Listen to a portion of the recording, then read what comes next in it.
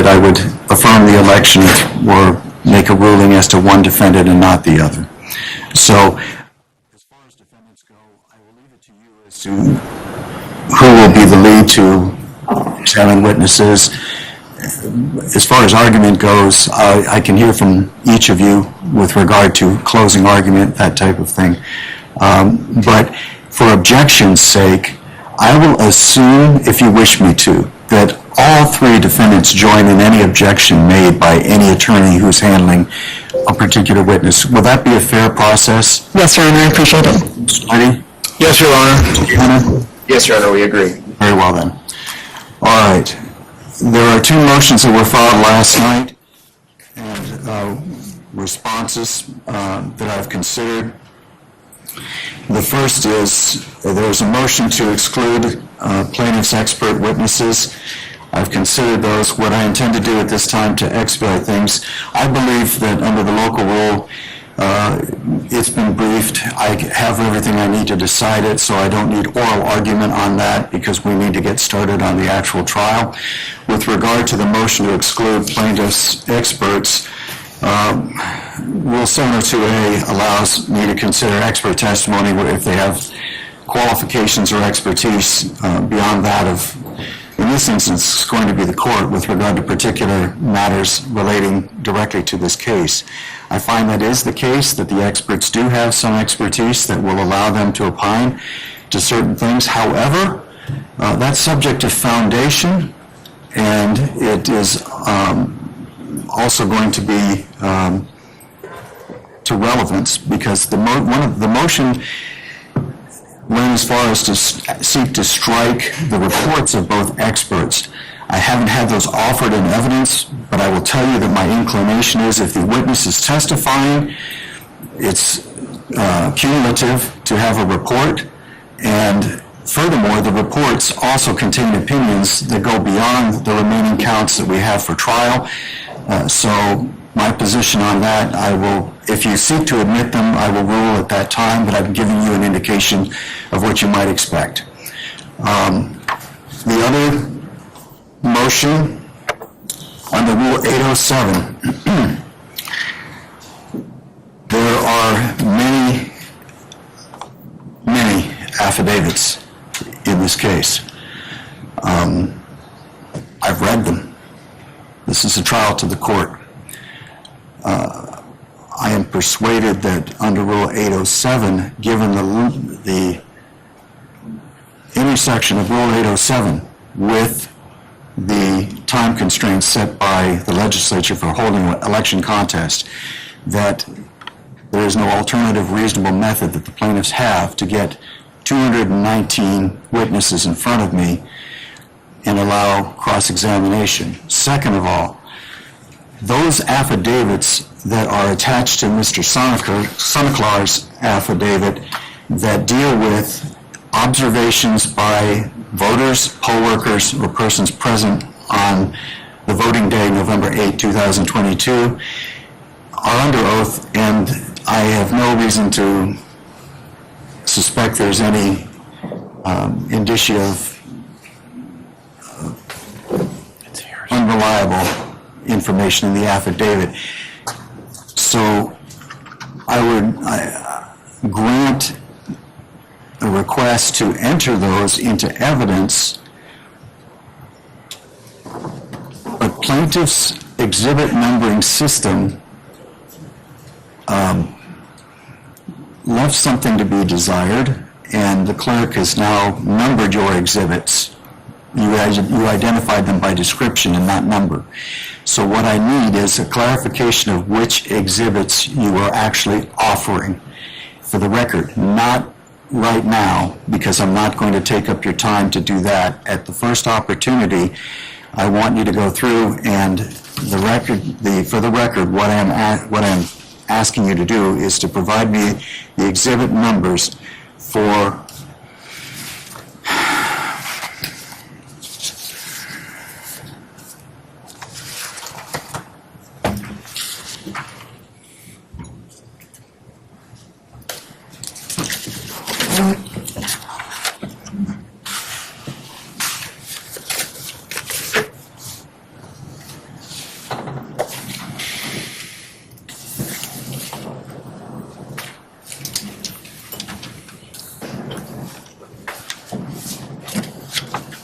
what are attached in your pleadings, plaintiff, as Exhibits A1 through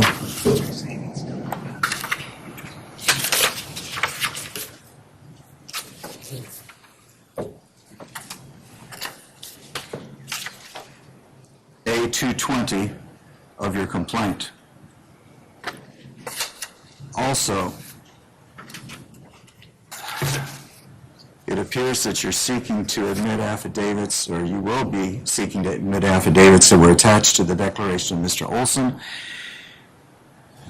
You're acting as counsel, Mr. Olson, so in Rule 3.7 of the Rules of Professional Conduct say you can't be a lawyer and a witness.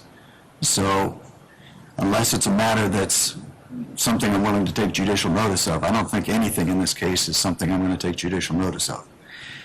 So I'm not admitting your affidavit, but it's the attachments to the affidavit that I believe that are being sought to be entered. To that end, specifically,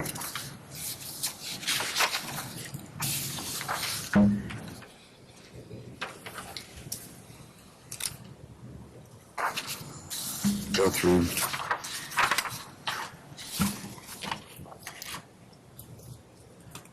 Exhibit 1 attached to your affidavit, Mr. Olson, is not relevant, nor is exhibit number 2 because of the rulings of the 19th. Exhibit 3, same thing. Exhibit 4, same thing. And Exhibit 5, same thing. Next, Exhibits 6, 7, 8, 9, 10, 11, 10 fall within what I would believe or construe as that 807 exception to allow for observations that took place at the time and place of the election and the persons who are the declarants. The others, the declaration of Mr. Barris, he's an expert. He's retained for the purpose of litigation. He's got a report, et cetera, and I've talked about that. The declaration of Shelby Bush is also not pertinent to what I have before me. The affidavit of Clay Parikh, is that how I pronounce it? Yes, Your Honor. And Kelly K.J. Kutchta, they are all prepared in anticipation of litigation, and I'm not admitting those under 807, okay? So, what I need for you to do is to get with the defendants, show them your exhibit numbers, get me those numbers, and then I can address admitting those at a later point. Now, having said all of that, either at the time we move to admit them, actually, or right now, I can allow the defendants to take some of their time to make an additional record. I've read what you wrote already in your responses. That is a matter of record, and I'm saying right here in open court that that is preserved as an objection to what I'm doing. If you have something additional you want to add as a record, I'll let you do it now, or I can let you do it at the time that Mr. Olson complies with my request to identify specific exhibit numbers. Nothing further, Your Honor. Thank you. We rest on our papers, Your Honor. We reserve the right to object if something has no probative value to the remaining counts. Thank you, Mr. Liddy. Obviously, I'm the trier of fact. This trial is going to be conducted with the eye that I am able to give things the weight that I deem appropriate, anywhere from 0 to great weight. And so I will rely upon you, counsel, on both sides to present argument or to present the case in a manner that indicates to me what you think has more weight. To that end, I'm a little concerned that you've allocated yourself 15 minutes and 5 minutes for closing argument. So you may want to rethink that. So I believe that those are all the matters that I have before we can get started. one housekeeping item, Your Honor. If we could, defendant would like to invoke the rule to exclude any non-expert testifying witnesses from the courtroom. Join? We have no objection. No objection, Your Honor. Well, the rule has been invoked. I'm going to have to rely upon counsel because I don't know these people by sight. If there are persons who are non-parties who are witnesses to this case who are present, they must leave the courtroom, not discuss their testimony either before or after they testify with anyone other than the attorneys.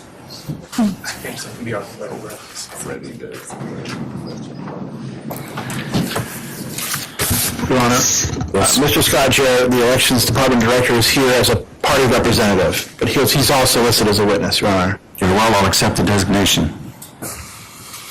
Very well. You ready to proceed? Yes, Your Honor. You ready to proceed, defense? Mr. Lee? Yes, Your Honor. Mr. Mueller? Yes, Your Honor. Very well. Mr. Olson? Mr. Brown? Your Honor, we would like to start with Recorder Stephen Richer. My understanding he's online and prepared to give his testimony now. Okay. We have Mr. Richer then.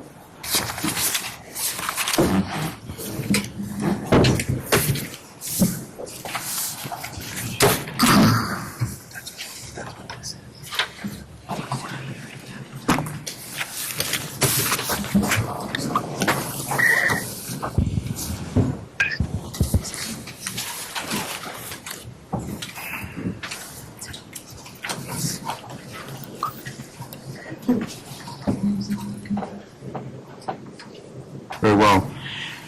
If you'd swear Mr. Richer in, please. Please raise your right hand. You do solemnly swear the testimony you're about to give will be the truth, the whole truth, and nothing but the truth, so help you God? I do. Very well. You may proceed. The only way I can see the witness via video or just an audio feed, Your Honor. I'm not sure. All right. I think the answer that I've received from somebody with technical knowledge is the witness needs to turn his camera on. Recorder Richer, can you please turn your camera on? Very well. Thank you very much. All right, could you please state your full name for the record? Stephen Richer, R-I-C-H-E-R. What is your occupation? Maricopa County Recorder. Maricopa County Recorder. How long have you had that position? I was elected in the November 2020 election. I took office on January 4th, 2021. Thank you. And as Maricopa County Recorder, you play a pivotal role in Arizona elections, do you not? I am statutorily responsible for recording operations, voter registration, and early voting. With respect to your recording of operations, does that include maintaining written chain of custody for all ballots?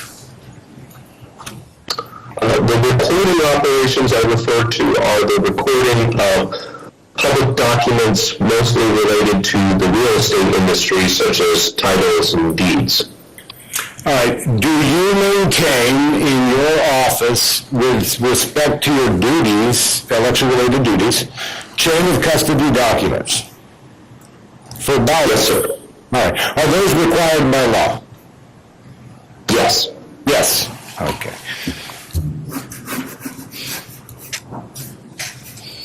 And Arizona is a significantly larger county than any other state of Arizona, isn't that correct? That's correct. So is it fair to say that as Maricopa County goes, so too goes Arizona? I don't follow.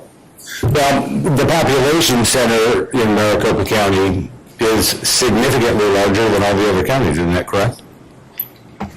That's correct, but it's not dispositive, as was shown in the superintendent of public instruction's race and another statewide race. And a Republican won that race, is that correct? I believe that race is in recount. Okay, thank you very much. Okay, so explain to the court then what your role is in running elections in Maricopa County. As mentioned before, I am responsible for registering voters, So intaking those, doing all the background checks, confirming identity, confirming location, maintaining the voter registration database, having that available at the cutoff date, which this election was 28 days before the election day. Ordinarily, that's 29 days before election day, but this year we had Columbus Day on the 29th day, and so it moved to the 28th day.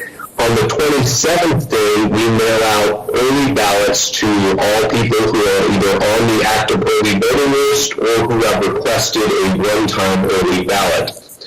That this general election was approximately 1.9 million registered voters out of the approximately 2.4 million registered voters overall in Maricopa County. We send those out. We are also responsible for all forms of early voting. That could include dropping off a ballot at a drop box. That could include dropping off a ballot at a voting location. That could include going to an early voting location, getting a new ballot printed. That's still governed by early voting laws, meaning it still has to go in an envelope. That envelope has to be sealed and signed, and it comes back to us. My office is also responsible for things like UOCAVA, which is Uniform and Overseas Voting. Now that begins actually 45 days under federal law before the election.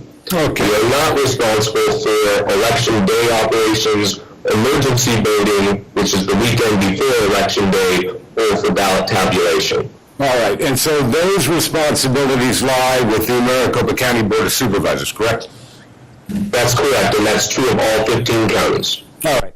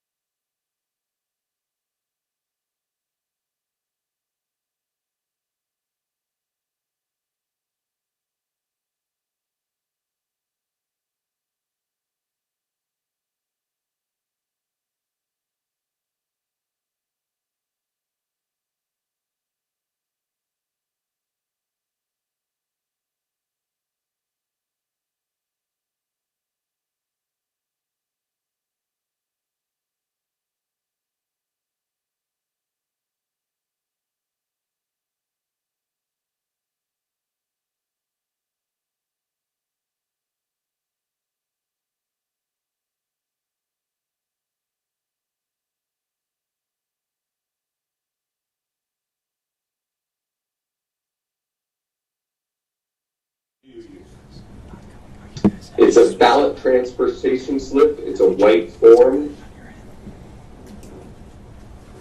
Does that include the total number of ballots you're taking to run that? It does include the total number of ballots for early voting. Okay, thank you. That would include election day ballots?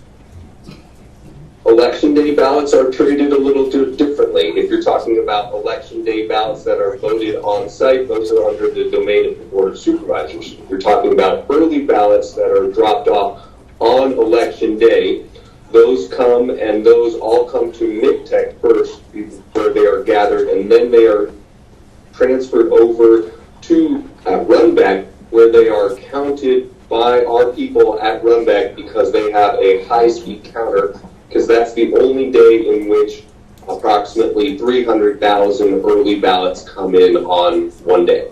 Okay, that your testimony here today, that you, once election day happens, are no longer legally responsible for the ballots that are dropped into drop boxes.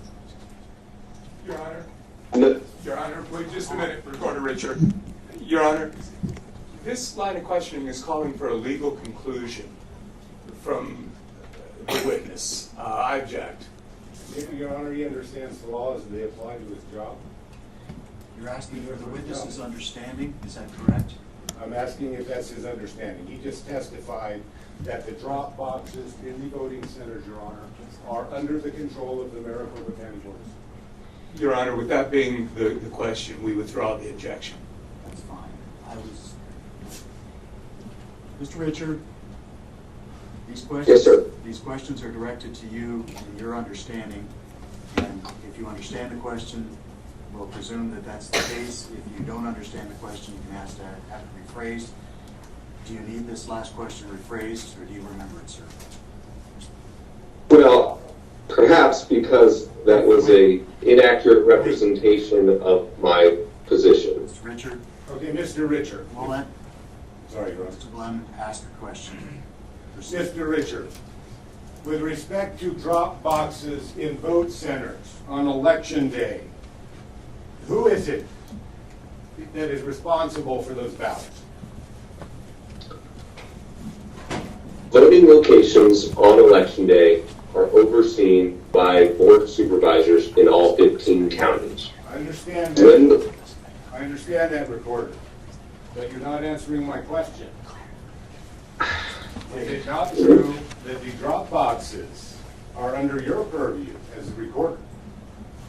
When the ballots get back to MCTEC, the early ballots, we then process those, we oversee them, we organize them, we get them all aligned in the same manner, we count them, we then send them with our personnel to MCTEC such that they can be scanned and imaged overnight, such that at 7 a.m. on Wednesday morning, we could begin the signature verification process for those 290,000 ballots, the early ballots that were dropped off on election day. I was distinguishing those from the day of ballots, which are cast in person, which is overseen by the Maricopa County Board of Supervisors. Okay, so the statute, are you familiar with the statute, first of all, that governs chain of custody of ballots? I am generally familiar with Title 16 and Title 19. Does the statute draw a distinction between election day drop box ballots and early ballots that take place before election day? It does. Okay. Does it draw a distinction with respect to your responsibility to provide chain of custody for all drop box ballots? I don't follow the line of questioning. All right. Does the statute requiring you to maintain chain of custody for all drop box related ballots say shall or may? We must maintain chain of custody for all early ballots. Okay, so now again you're parsing with early versus those dropped at a polling center in a drop box, correct? I'm not attempting to, I'm just distinguishing those from ballots that are cast in person on election day. There are early ballots that are dropped off on election day. We maintain chain of custody for those ballots. All right, well, let me ask you this. Do you know if any chain of custody exists for the transport of ballots from drop boxes at vote centers to MCTEC on election? It does. It does. Okay. So you can tell me exactly how many ballots left each vote center on election day that came from a drop box? I can tell you how many early ballots we received on election day. Okay. Can you tell me, based on chain of custody documents, how many ballots left the drop boxes from the vote centers and were transported to MC Tech, Yes. based on documents that you have in your possession? Yes. Okay, thank you very much. You're familiar with EPM, correct? Are you referring to the Elections Procedures Manual? Yes, I am. Thank you very much. I am. Okay, and that also contains specific language with respect to early ballots and drop box ballots, is that correct? That's correct. Okay, and it contains the same statutory language as shall as opposed to may, is that correct? I can't recollect. Okay. When you first took office in Maricopa County, were there some concerns about drop-off chain of custody in Arizona? If you're asking if there were in the general public, yes, and I'm certainly aware of many things that have been alleged over the last 2 years, perhaps most noteworthy of which was the documentary 2,000 Mules. All right. And are you aware of a report issued by Arizona Attorney General with respect to drop-box ballot chain of custody? I am, and that pertained to the 2020 general election. The 2020 general election. Okay, well, and that was the basis of my question. When you took office, did you make any changes to chain of custody forms based upon that report? Based upon that report, which came out in April 2022, no. No. Okay, so you changed forms prior to that period of time? We did change forms prior to that period of time, All right, correct? why did you do that? For the same reason that we changed personnel, for the same reason that we added personnel, for the same reason that we revisited all of our processes, for the same reason that we're rebuilding our voter registration database, for the same reason that we rebuilt our website, because I'm in this office to try and move it forward. I hope to leave it better than I inherited it, and I'm sure the next person will want to do the same. Okay, thank you very much.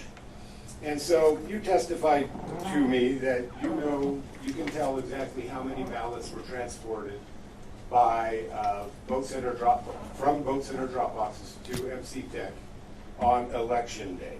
I believe you recall tweeting at about 11 a.m., I believe it was. And can we go ahead and pull up Exhibit 61? That's the court's exhibit number. I'm sorry. No, it's okay. G1. What's Case number 007815. For the record, I need to have 63 official number. Yes, Your Honor, and that's why I said 60. It's 63. 63. My mistake, Your Honor. 63. Are you able to see what's on? Well, that's not it.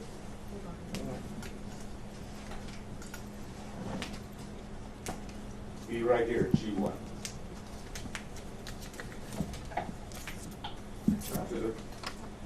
That's not my screen. Oh, that's not. Council, which HDMI cable are you using? 63. One that's The on the one table. in the table? Yep. Use the one on the corner, please. That is the one on the That's corner. the one you're Yep. using? Mm-hmm. It's appearing on the laptop.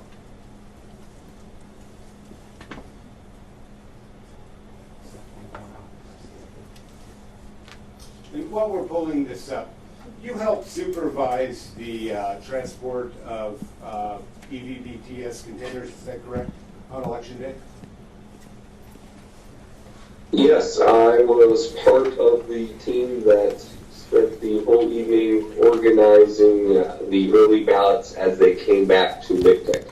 Okay, and you did not at any time see any chain of custody forms attached to those EVBTS bids, did you? I don't quite know what you mean. We scan in every single box as it comes in. Okay. And what does that scan tell you? Where it came from? So when the early ballots are removed from their blue container at the voting location, they're placed in a Tupperware. You've gone beyond the question I've asked. They unload these blue containers from the vehicle or the truck, whatever, it's a rider rental truck or a personal TOD. They unload them and they put them on what's called the blue line, isn't that correct? No. No, where do they put them? Well, your previous statement was inaccurate. Okay. Do they contain any documentation contained on the bins for chain of custody from transport to the from the vote center to MC Tech? Yes. They contain those forms on election day? Yes. On election day? Okay. Yes. So if we were to show video of you opening some of those bins, would we be able to see those forms? There's a piece of paper on the side of the bin.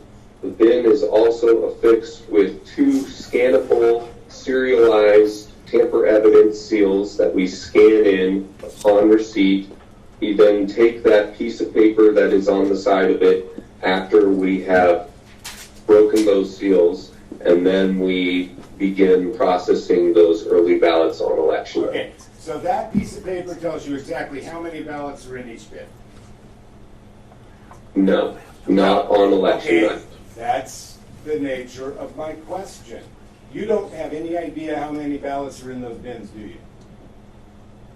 We count them at MIGTEC. Okay, you count them at Big Tech.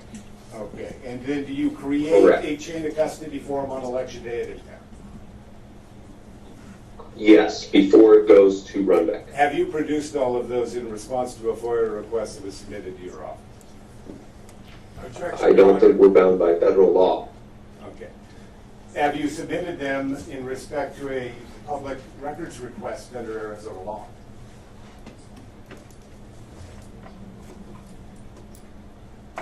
Sorry, I see Joe standing up, but I don't know if that's lag. Yeah, he's sitting.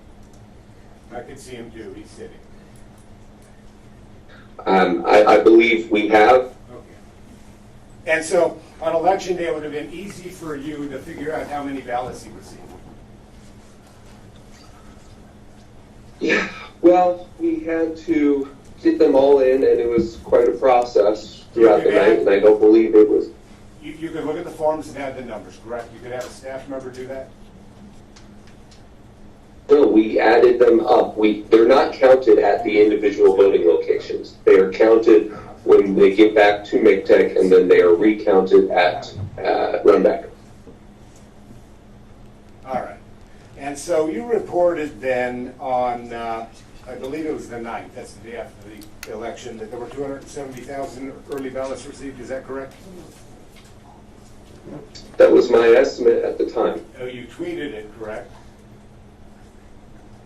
if you say so. And then you said that again in the afternoon on a press conference, is that correct? I said, I believe there were at least 275,000 early ballots dropped off on election day. All right. And was that the same number you reported to the Secretary of State's office on that day? I do not report to the Secretary of State's office. That's handled by the tabulation side. Okay, and that would be the Maricopa County Court? I am the Maricopa County Recorder. No, that would be the Maricopa County Board of Supervisors. All right, so they count the ballots when they come in? No. All I want to know is, does anybody know when those ballots leave the polling centers, the voting centers, how many are in the bins? When the ballots leave, the early ballots leave the voting centers, no, they are not counted at the voting centers. So nobody knows how many are in the bins when they arrive at MC Tech, correct? Correct. But according to your testimony, they contain documents that tell you how many are in the bins? No, they contain chain of custody And documents. it's your testimony that you count them at MC Tech? Correct. All right, can we go ahead and, I guess, just pull up a different exhibit if that one's not working? It's not the issue. It's the computer feeding to the house.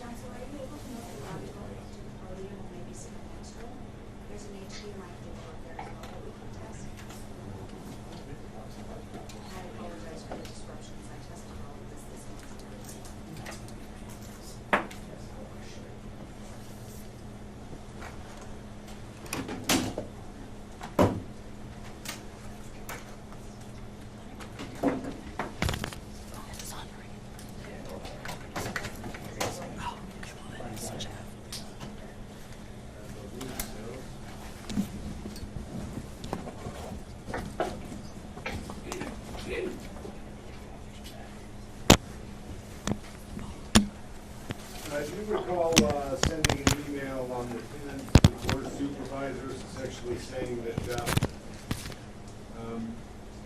you really have no idea how many ballots there are? No, You don't recall that? I do not recall that.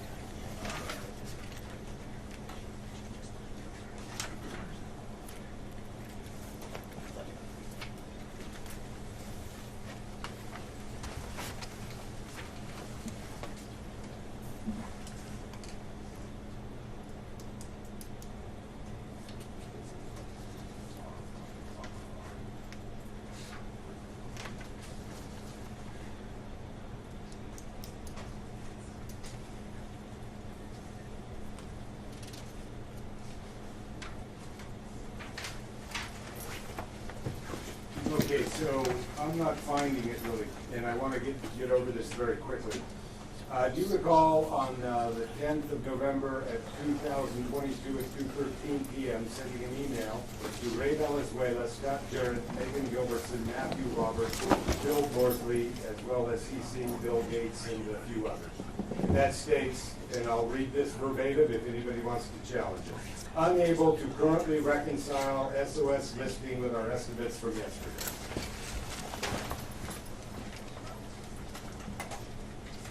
You recall sending that email? Yeah. If you say I said that, then I said that. Your Honor, I'd like to lodge an objection. We need to see the exhibit if he's going to use it. There you go. Please correct the record if I quoted that wrong. That'll be fine. That's All right. required.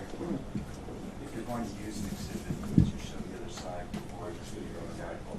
And is that one of the... This is, Your Honor, this is Exhibit 69, but for some reason, we did come in and test this system with that computer, with this AV technician prior to trial, Your Honor, and everything functioned perfectly fine. We're not sure what the disconnect is at this time.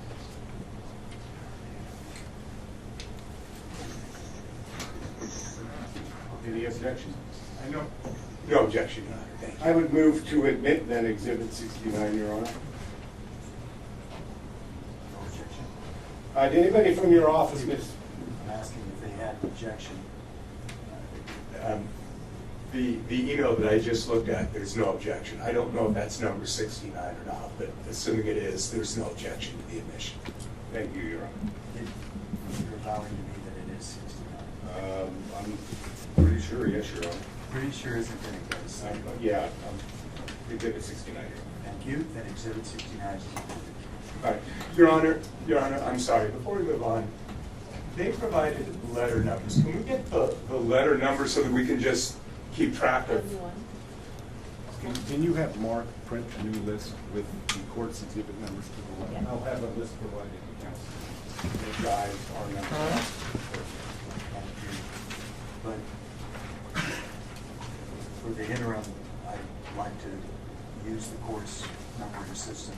Understood, Your Honor. And that's what I'm doing when I said Exhibit 69, Your Honor. Thank you. And my AV Tech knows which exhibit that is. Thank you. Your Honor. We're going to have to pause it to make sure that they understand what you're referring to before we come forward. Your Honor, I would like to request that, despite me saying that I have no objection to the admission, assuming it's 69, that we confirm that exhibit number before the court actually admits it. That's what you're supposed to do at the time you seek to admit it. Yeah. I'm not going to put an asterisk next to it. Well, there is no way, Your Honor, without seeing the numbering system and making sure that we're not objecting to the right exhibit.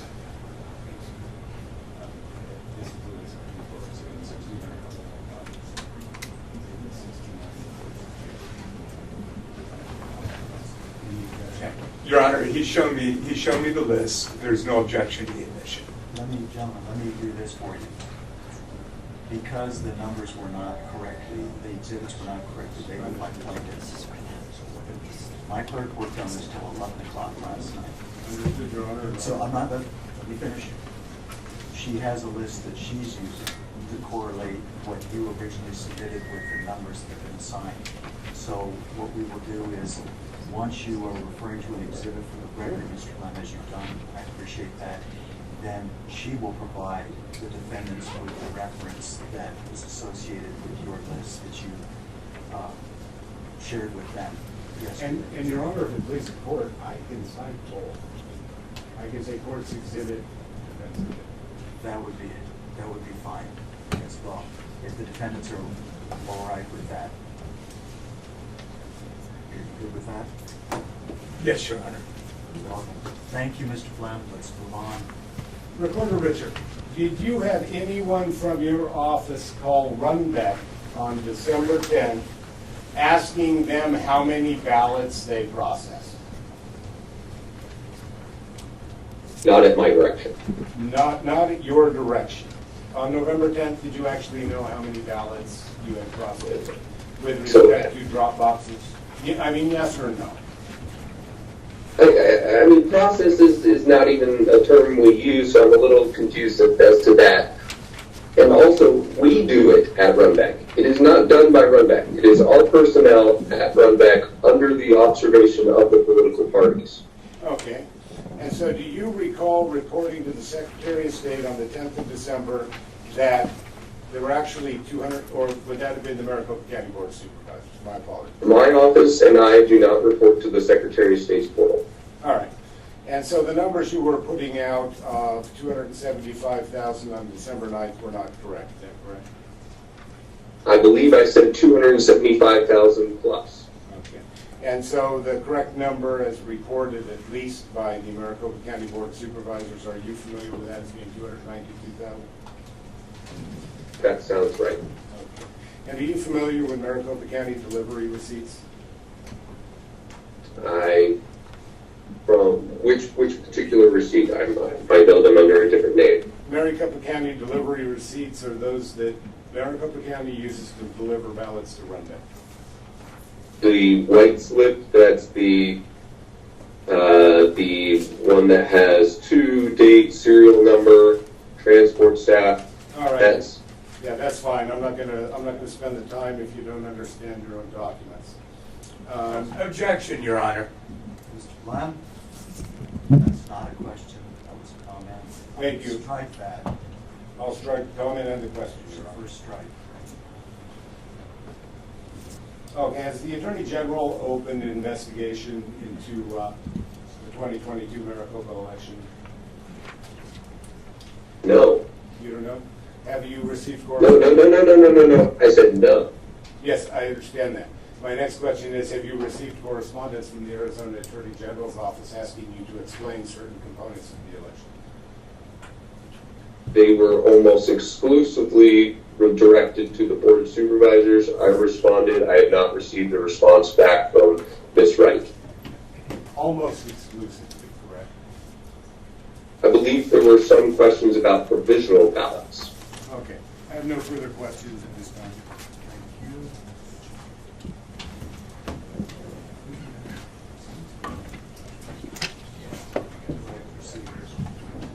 you. Your Honor, is there any way that we can have the camera on me so that the reporter can see me?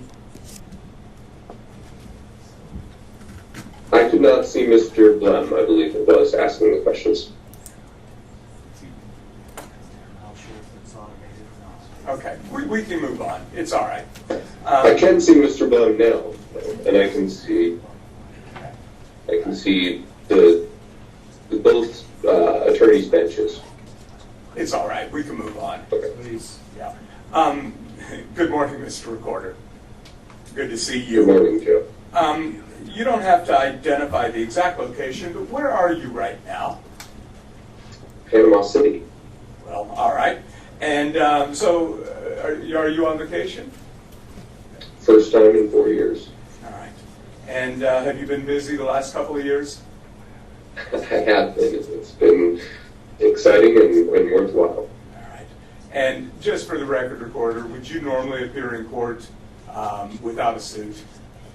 I most certainly would not, and I apologize for any breach of sartorial standard. It was all I had available to me when I was made aware that this might be a possibility. All right. Thank you, Recorder. I'm sure that Your Honor understands. I want to ask just a few questions to follow up with what Mr. Blem asked you. First, do you have in your employee a co-director of the elections department for early voting? I do. His name is Mr. Valenzuela. He would be more knowledgeable about these topics than I. Okay. And I know you're very hands-on, but you have appointed him to oversee the reporter's early voting operations. Is that correct? Him and many others, but he leads those, correct. Okay. Would the Gray's oversight extend to the receipt of early ballots at McTech? It will. Okay. Do you have an employee who oversees public records requests? We do. And you have a small team that handles public records requests, isn't that right? We have a team that handles constituent relations, but there is only one individual who is exclusively tasked with public records requests, and she has been quite busy over the last 2 years. Yeah, quite busy. I don't expect you to know the exact number, but do you have a reasonable estimate of how many public records requests your office has received this calendar year? I believe it's about 1,500, which represents a approximately 10-fold increase over previous years. Okay. And do you personally respond to public records requests?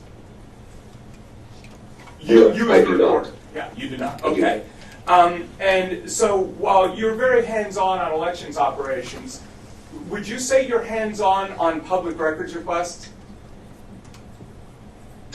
I have a system that is built, but no, I do not see that, and that's by design because a lot of the public records requests make requests of my emails specifically, and so I think it's a good practice to delegate that to other people, especially people who are not the target of as many requests. So a line employee?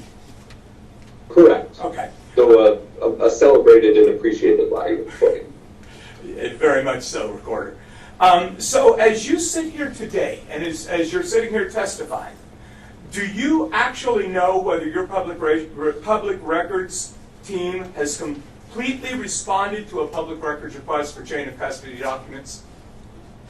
I do not. Okay, thank you. On election night and the first few days following the election, do you know whether your office and the Board of Supervisors sometimes make estimates regarding how many ballots were returned? We try to make estimates as quickly as we can while still doing it responsibly, which is why I gave that 275,000 plus, because as I'm sure you'll appreciate, candidates, campaigns have a strong interest in assessing the size of remaining ballots to run their own models to assess whether it's over or whether they still have a chance. And so we try to get those out, like I said, as quickly as possible while still being responsible. Okay. So when you wrote 270,000 plus or 275,000 plus, I don't remember the exact number, but when you included that plus, what exactly were you trying to communicate? The plus, I thought, was a clear indication that it was a estimate. Obviously, it was 275,000 followed by 3 zeros, which would be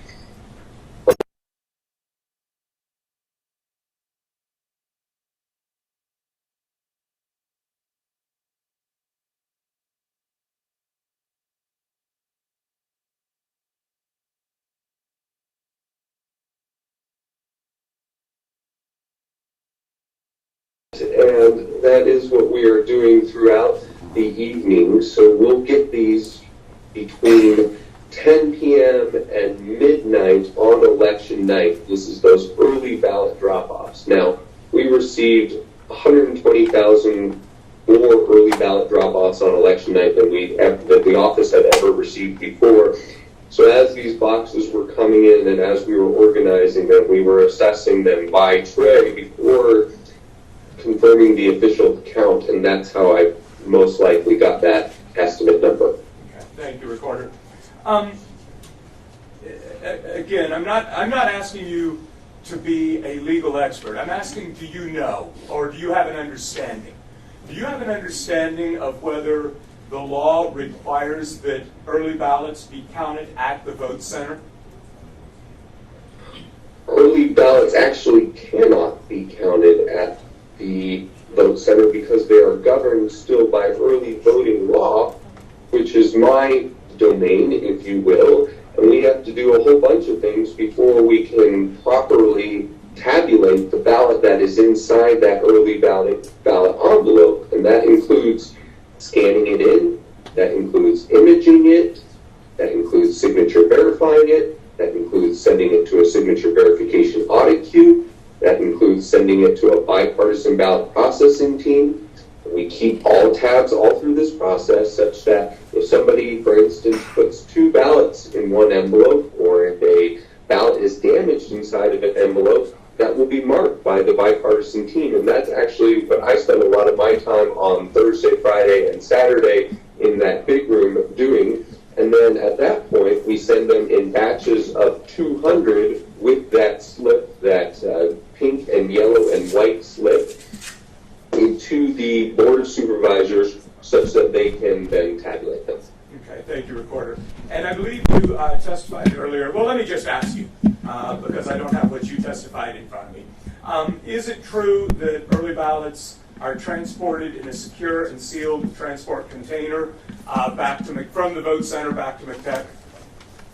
Yeah, I'll add a little more color to that if you don't mind. Please. They are, so prior to Election Day, they make daily sweeps, and when I say they, I mean a bipartisan team of 2 temporary employees of the Maricopa County Recorder's Office.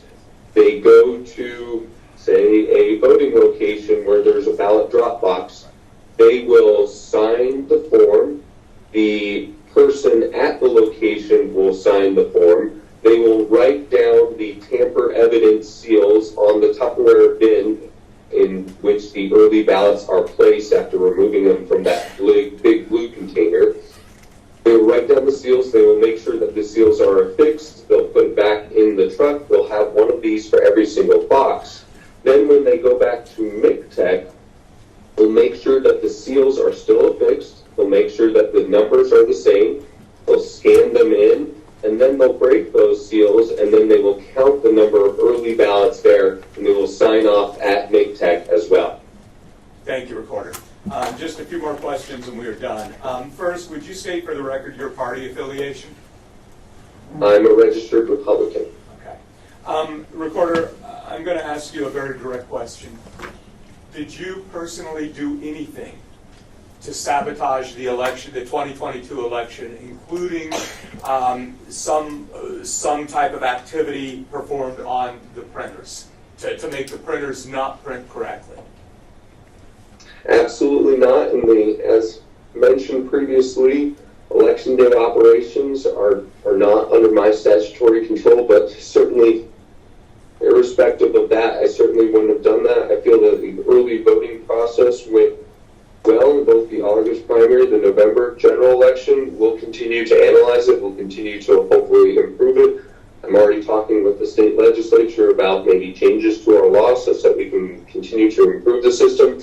But no, to answer your question directly, Joe, that would be unacceptable. And the first thing that I tell every single new employee is that integrity is of the utmost importance to this office, both because of the values that we should seek to cherish and because of the intense spotlight. And so even something like an email like that, that Mr. Blum referenced, we would of course document and we produced. I assume that email was produced by our public records office, and we do that because it's the appropriate thing to do and because we have nothing to hide. Okay, final question, Mr. Reporter, and thank you.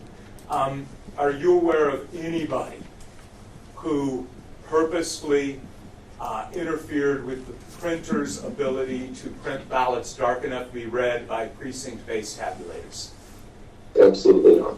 Okay, thank you, Mr. Recorder, and we appreciate you taking your time to be here. Nothing further, Your Honor. I've just got a couple of quick questions. Recorder, isn't it true that you did not support my client in the election for governor's race? I don't believe I ever made a single public comment about Miss Lake's candidacy or her as a person prior to November 8th, 2022. Isn't it true that you ran a political action committee that was opposed and spent money opposing my client for that? That is 100% false. 100% false? Correct. Thank you. And I have no further questions in this witness. Will you excuse the witness? Yes. Thank you, Mr. Richard. You're excused, sir. Thank you, and apologies again for my Hold on. attire. Mr. Blount, did you have something before I excuse him? No, I don't. Thank you. You're excused, Mr. Richards. Yes. Thank you. I just wanted to take about a minute to address the technical issue, Your Honor. As I've informed this court, my audio-video specialist and I did come to this courtroom and test our audio-video equipment on this court system, Your Honor. And we used a cable that was attached in this desk here that is no longer present. Everything functioned perfectly at that test, Your Honor. And so we came today and that cable's gone, and we're using a different cable. It's my understanding the staff is working with the technical side to try to fix what's happened. But I wanted the court to be aware that we did do our due diligence to come before this court. Thank you, Mr. Blount. Who would be your next witness? Your Honor, plaintiff would call Mr. Jarrett.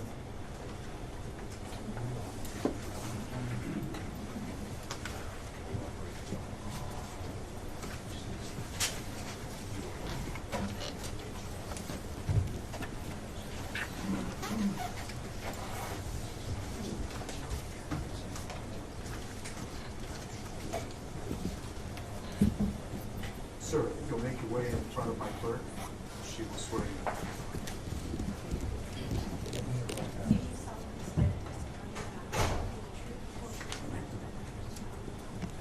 Thank you, sir. Please just make your way over to the witness stand.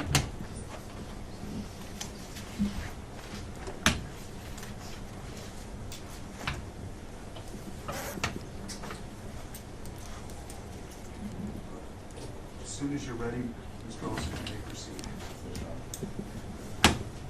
Good morning, Mr. Jarrett. Morning. Would you please state your full name for the record? Robert Scott Jarrett. And what is your occupation? I am the co-elections director. I oversee in-person voting and tabulation. How long have you held that position? I was appointed by the Board of Supervisors, Maricopa County Board of Supervisors, in June 2019. Can you please explain to the court what your role is in overseeing elections in that capacity? Yeah, so I oversee all in-person voting operations, for that I actually report up to both the Maricopa County Board of Supervisors and the recorder, so that'd be the early in-person, as well as the election day operations. That includes recruitment and training of poll workers. That includes our warehouse operations for distributing all materials and supplies out to voting locations. And then I also oversee all tabulation functions.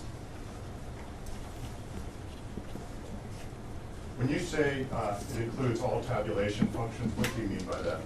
So that would include tabulation at our central count facility, so where we had about 84% of the early ballots come through and be tabulated at central count. That would also include at our voting locations where we have an on-site tabulator as well.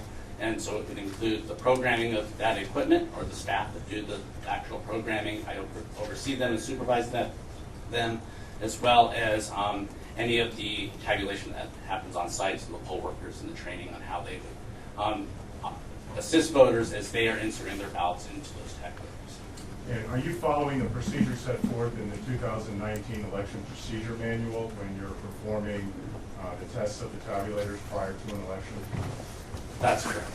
And would those procedures require you to perform logic and accuracy testing? That's correct. And what is logic and accuracy testing?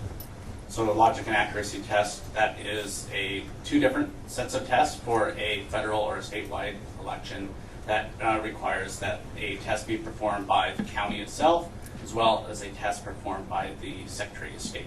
So I don't oversee the Secretary of State's logic and accuracy test. I have to make the equipment available for the Secretary of State's logic and accuracy test.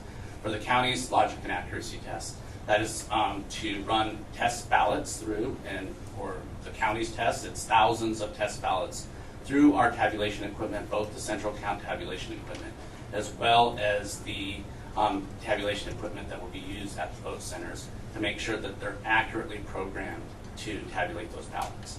And when you say that to make sure that they're accurately programmed to tabulate those ballots, what are you referring to being programmed? So for every election, we have to design a unique election program to tabulate the specific ballot, because each ballot is unique or specific to an election. In Maricopa County, we had over 12,000 different ballot styles.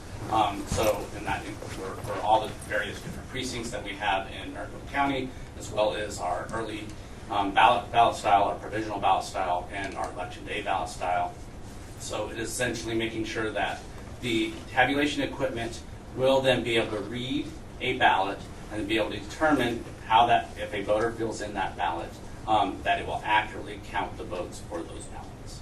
And so it's very important for the tabulator to read the ballots, that it be properly programmed with respect to the ballot definition, correct? That's correct. And Maricopa County uses ballot-on-demand printers, correct? That's correct. And what is a ballot-on-demand printer?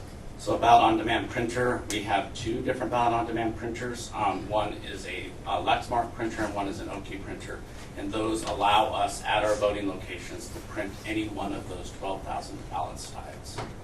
And in performing logic and accuracy testing prior to the 2022 general election, did you perform, or did your office perform, logic and accuracy testing with test ballots from ballot-on-demand printers in the precinct-based tabulators?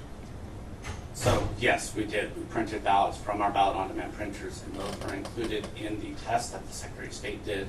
We also performed stress testing before the logic and accuracy test with ballots printed from our ballot-on-demand printers that went through both central count tabulation equipment as well as our precinct-based tabulators for the voting locations. And how were those test ballots configured in terms of the size of the ballot? They were the exact same size of the ballot that we were using in the general election. And what size was that, sir? A 20-inch ballot. 20-inch ballot. What would happen if a ballot was printed out of a ballot-on-demand printer at the vote center?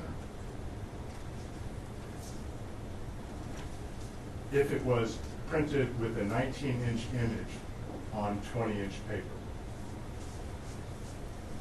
and run through the tabulator?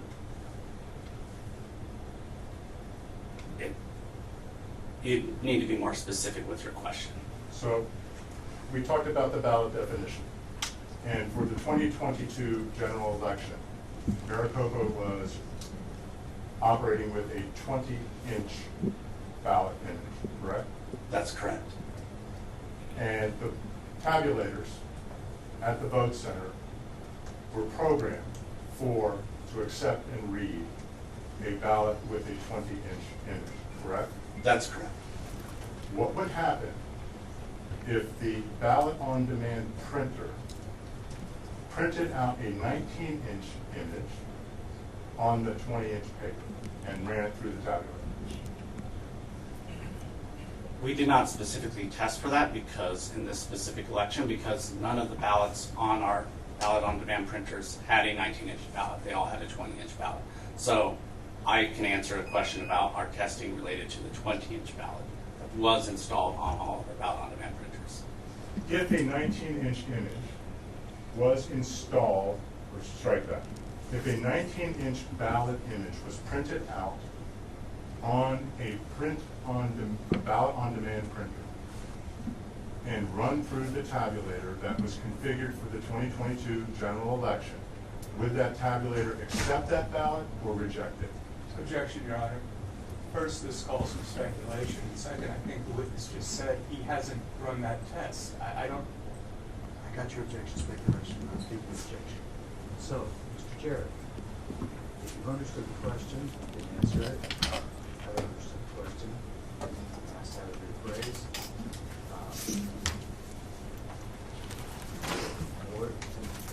know, but don't guess. Just what you don't know. So do you want the question re-asked or rephrased, sir, before you answer? So I'm willing to say that I don't know specifically for this 2020 election. I know based on my historical, or the 2022 election, know based on my historical knowledge, timing marks on the ballot matter, and it would need to be a 20-inch ballot to run through that tabulation equipment. But we did not specifically test a 19-inch ballot through the 2022 tabulation equipment because there were no 19-inch ballot images installed on our ballot-on-demand printers. Prior to the 2022 general election, did Maricopa County employ a 19-inch ballot image? Yes, we did.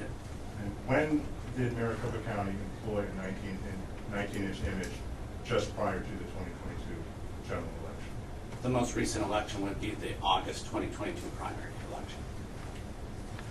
Did Maricopa County perform logic and accuracy testing?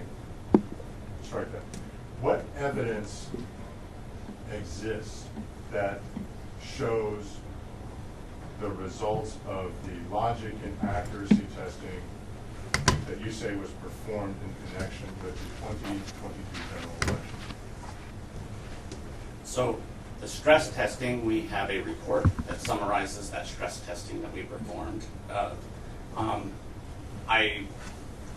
So I'm aware of that. That would be documentation. I also know that the Secretary of State produces a summary level report for their testing that they performed using those ballot-on-demand printers, 20-inch ballot, on our precinct-based tabulators, our vote center tabulators.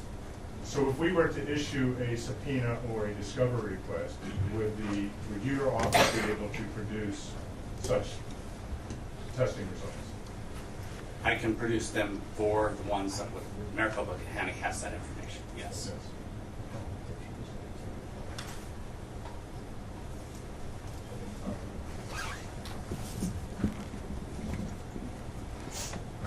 Mr. Jarrett, I'd like to introduce what has been marked as Defendant's Exhibit 3. Excuse me, 2, which is the 2022 elections plan. And it's up on the screen if you can see that. I can see it.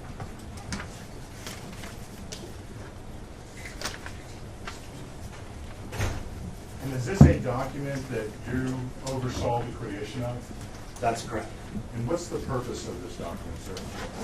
This purpose was to establish the guidance that the elections department would use in carrying out the August primary election and the November general election. And it is to present that information to the Maricopa County Board of Supervisors so that they can approve the plan. And then our team within the elections department will implement that plan based on this document.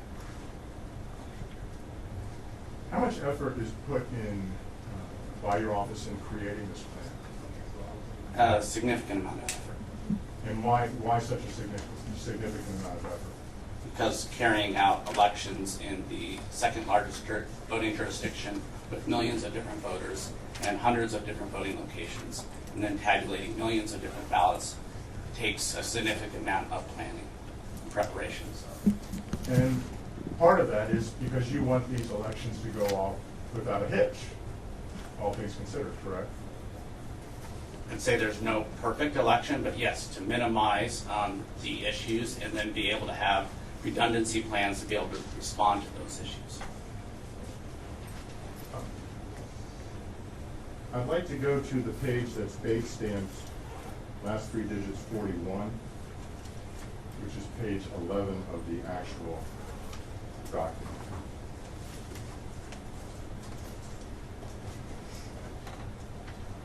And while we're doing that, sir, do you have any reason to not believe that this is a true and accurate copy of the 2022 election plan? I have no reason to believe. I take your word for that. And this is your counsel's production, so do you have any reason to disbelieve? No, I do not.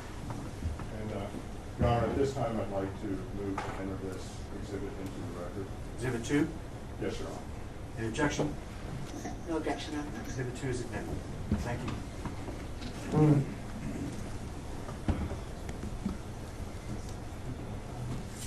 Sir, at Bates number, last three digits, 041, which again is page 11 of the actual document, you'll see at the top is a section entitled 2.0-forecasting turnout and reducing wait times.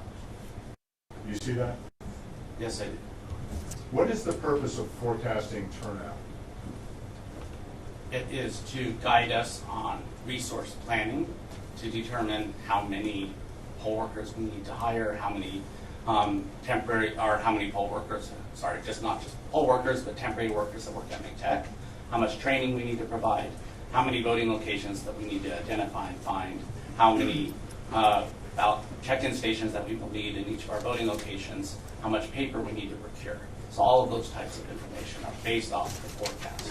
How much of an effort does your office place on producing an accurate forecast in order to plan for the election? So every election is unique. So we go back to historical elections, similar or like type elections, to try to identify how many people will participate in those different elections, because that's the best guiding post. So usually it's the most recent like elections. So in this case, it would have been the 2018 gubernatorial election or the 2014 gubernatorial election. But then we also use other factors, other similar and close elections to the 2020 elections, differences in how the difference in the turnout between a gubernatorial election and the subsequent presidential election, how that impacts turnout. And then we also went back to decades and decades of turnout rates and ranges to identify. So a significant amount of effort goes into forecasting turnout. And is that analysis performed in-house, or do you outsource it to an outside? It's performed in-house.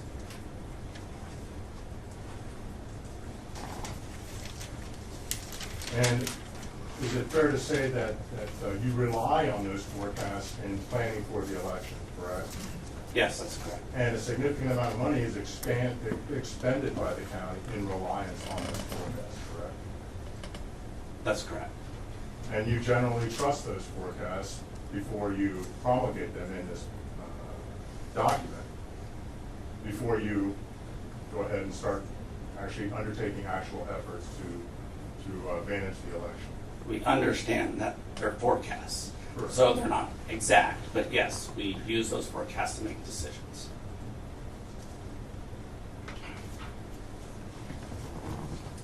I'd like to turn to the page that is Bates stamped, last three digits 043. It's actually page 13 of the actual document.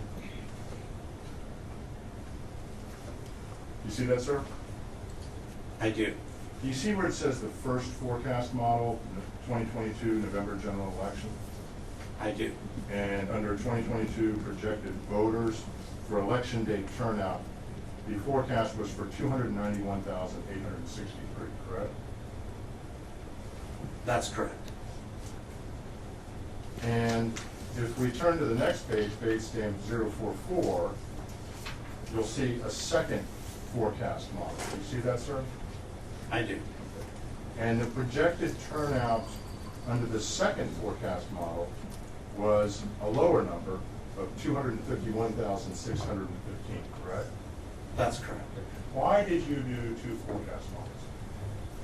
Again, because you're looking at historical elections and variances can occur. So the first forecast model looked at 2014 and 2018. My recollection, 2014 was a historically low turnout year. 2018 was one of the higher turnout years. So we expanded this model to look at more and broader number of elections to include in that forecast model. So it was the two combined which gave us a guiding. And when I look at this, 251,615, we had 248,000 in-person voters on election day. And so this document was put out prior to the 2022 primary election, correct? In May of 2022. And how was the turnout for the in the election day turnout for the primary, for the 2022 primary election? I don't remember the specific, but it was, I think, right around 106 or 108,000, which was in line with our turnout forecast for the August primary as well. And if we turn back to the page that's date stamped, the preceding page 043, and you see the first forecast model for the 2022 August primary election, that's 108,080, correct? That's correct. And that's associated with the first forecast model, which was the higher turnout, correct? That's correct. So the second forecast model, which had a lower election day turnout for the primary,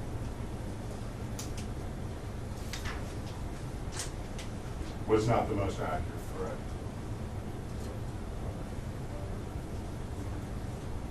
It was within the range of both, but yes, this first forecast model for the August primary aligned closer with the turnout for August, or the in-person turnout for the August primary.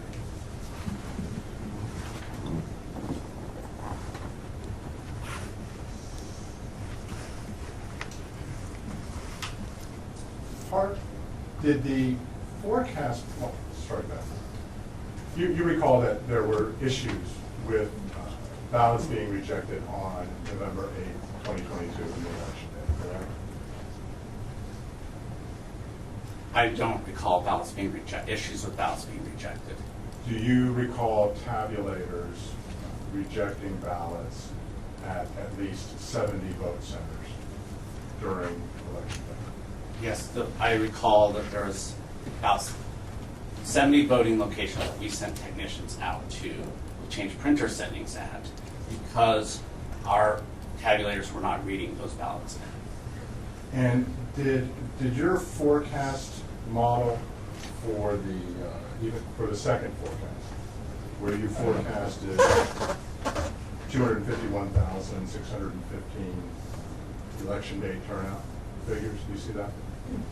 Yes, it did that take into account the problems you just mentioned in terms of the tabulators at 70 locations having issues to reject ballots? What is your specific question? So, was the election day issues that you just discussed, and by the county's own admission, occurred at 70 vote centers, was that event factored into, or an event like it, factored into the second forecast? So, first let me clarify, I didn't acknowledge that there were 70 vote centers and printer issues. I acknowledge that we sent out technicians to 70 voting locations. Now, for this forecast was just based off of prior historical models turnout. There was no analysis to include if there was an issue on site at any voting location. So there was no analysis in the second forecast model of 251,000 projected turnout that took into account a disruption in the election on election day, November 8, 2022. None of the forecast models include that type of analysis. Would a disruption such as what was experienced, I mean, would you agree with me that there was a disruption on November 8, 2022 in the election? I would say that we had some printers that were not printing some timing marks on our ballots dark enough to be read in by our tabulation equipment. Voters had legal and ballot options to still be able to participate within our voting locations. So I don't agree. It would not couch it as a disruption. So you don't believe that what happened on November 8th was not a disruption in the election process? I do not couch it as that. Are you aware that Supervisor Gates came out on election day and said 20% of all vote centers were affected by these issues with ballots being rejected by the tabulators? Again, we didn't have ballots rejected by tabulators. They were not being read in by tabulators. But that's not a disruption when voters still had ballot options to participate and dropping in those ballots in our secure door number 3, which is a similar process that 8 other counties use as their only option for voters to be able to return their ballots. Yeah, Mr. Jerry, you're not answering my question. My question isn't what other options existed for voters. My question is, would you agree that there was a disruption of at least 20% of the vote centers in Maricopa that caused delays in the voting process? Objection, Your Honor. The witness has already answered this question as to whether he characterizes it as a disruption. Okay, I'll overrule. If you can answer it, you may, sir. I'm not changing my response. Do you believe that did you hear of any reports of wait times to vote of over 60 minutes? Yes, I did. And what is the target of wait time for in your model? Do you know? On average, a half an hour.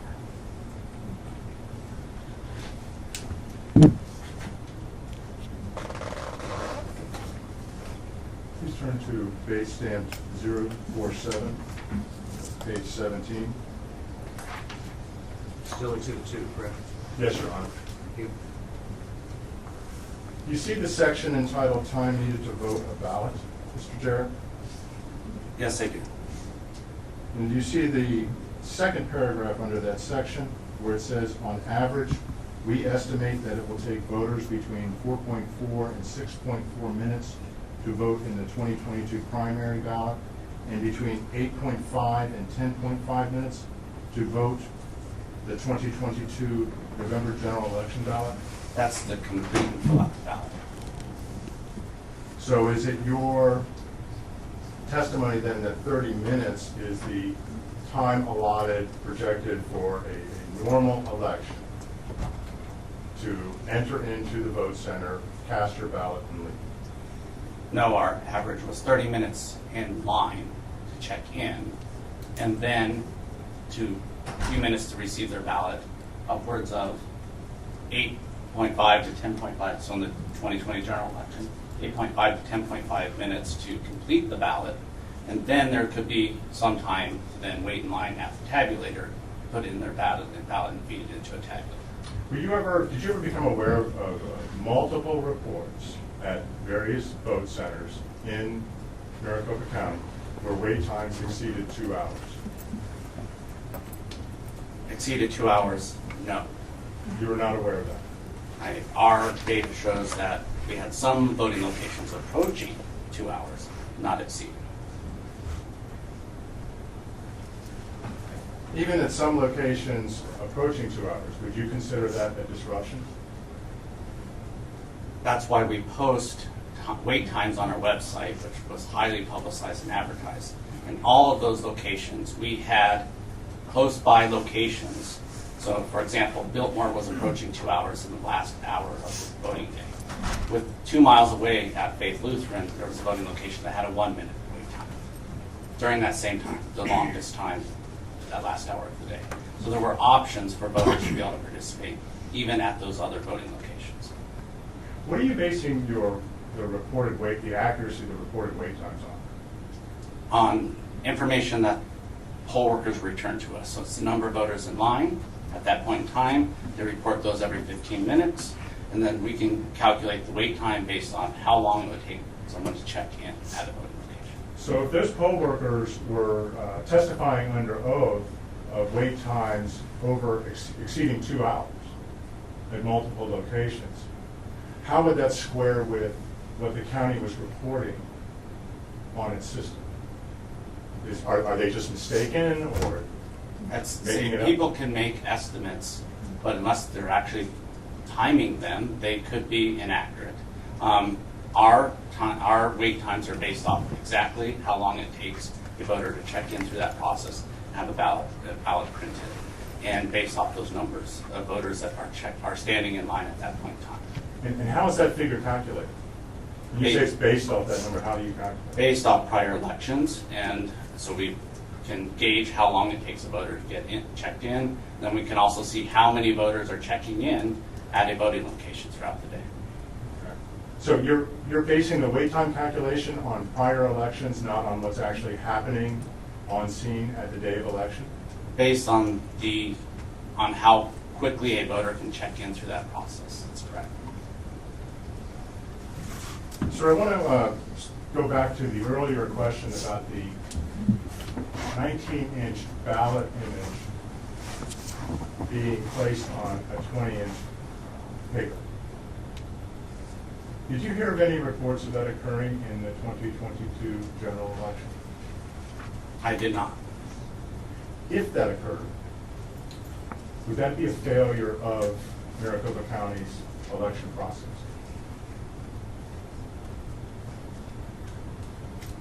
I'm not aware of it occurring, and I'd be surprised that there was a ballot on the printer that had a 19-inch ballot on it. Okay.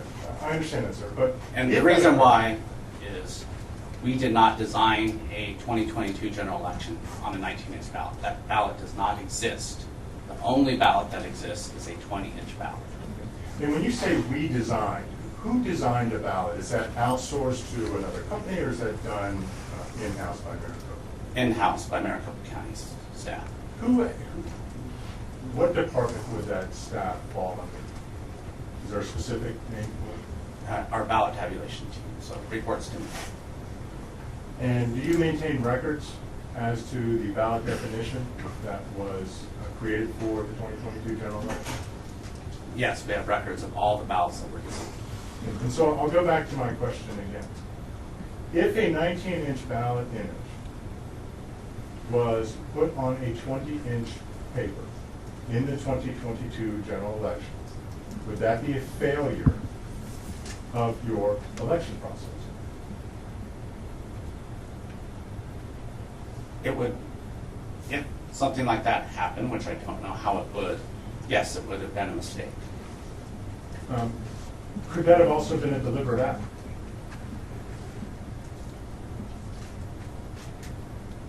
Again, you're asking me to speculate about things that I have no knowledge of occurring. So I don't know if it could have been a deliberate act or not. I don't believe that that occurred. How involved are you in creating the ballot definition? So my team does, and then I overview it, and I'll review examples of those.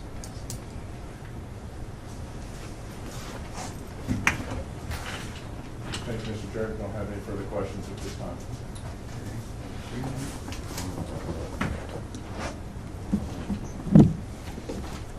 Your Honor, a quick clarifying question as to how the court would like us to proceed. We intend to call Mr. Jarrett in our case in chief tomorrow. And so if the court would like me to reserve all questions for him until tomorrow, we are happy to do that. However, I would like to ask him a few questions directed just to what was just discussed during the direct examination, Mr. Jarrett. You can choose to do it either way you wish. I won't dictate how you try your case, but you need to state it at the time. Understood, Your Honor. I have just a very brief cross then. Thank you.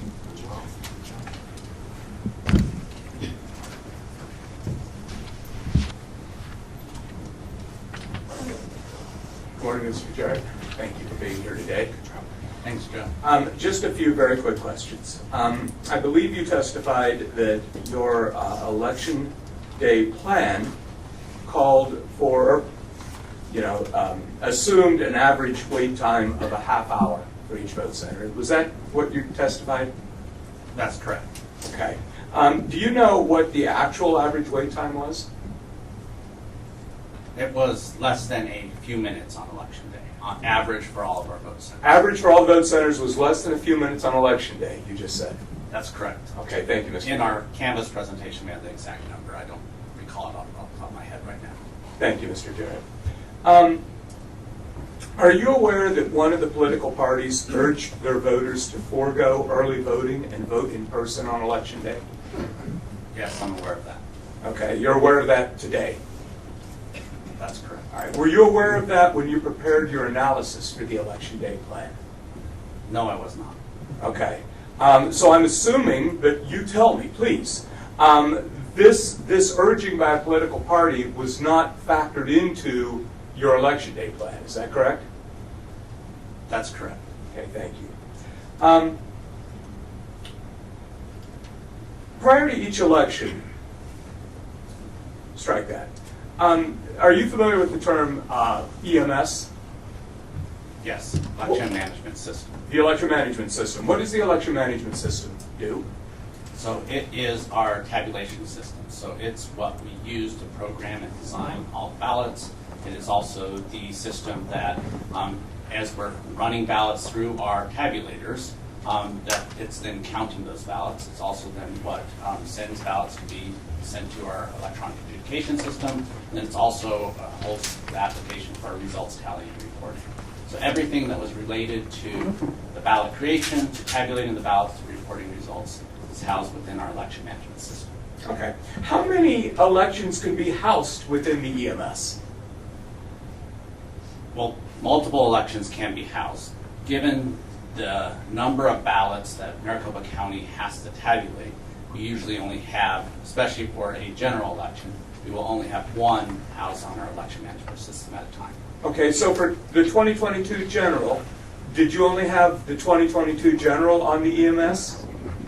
That's correct. That's what my understanding is. We only had those and all the data related to those files. What happens to the other data, the 2022 primary? What happened to it? So we transfer those to backup archived storage devices and store those. We have one storage device of that on site within our tabulation center and then one offsite. Okay. And Mr. Jarrett, you testified earlier that I believe you said you did not design a 19-inch ballot for the 2022 general election. Is that correct? That's correct. So if it was not designed for the 2022 general election, does it stand to reason that there would not have been a 19-inch ballot on the EMS? That's correct.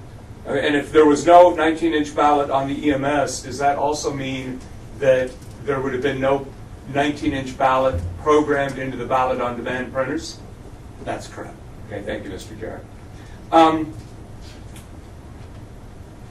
You were asked about deliberate acts with regard to the printers. Mr. Jarrett, I'm going to ask you a very direct question. Did you personally do anything to any ballot on demand printer to cause it to print too lightly to be read by a precinct-based tabulator? No, I did not. Did you give an order to any of your personnel to do any such thing? I did not. Are you aware of any order like that being given? I'm not aware of that. Are you aware of any of your personnel engaging in such an act? I am not aware. Are you aware of anybody engaging in such an act on any of our ballot on demand printers used in the 2022 general election? I am not aware. That's all I have, Your Honor. Thank you. Brief pause, sir. Redirect, excuse me. I'll be brief now. Very well.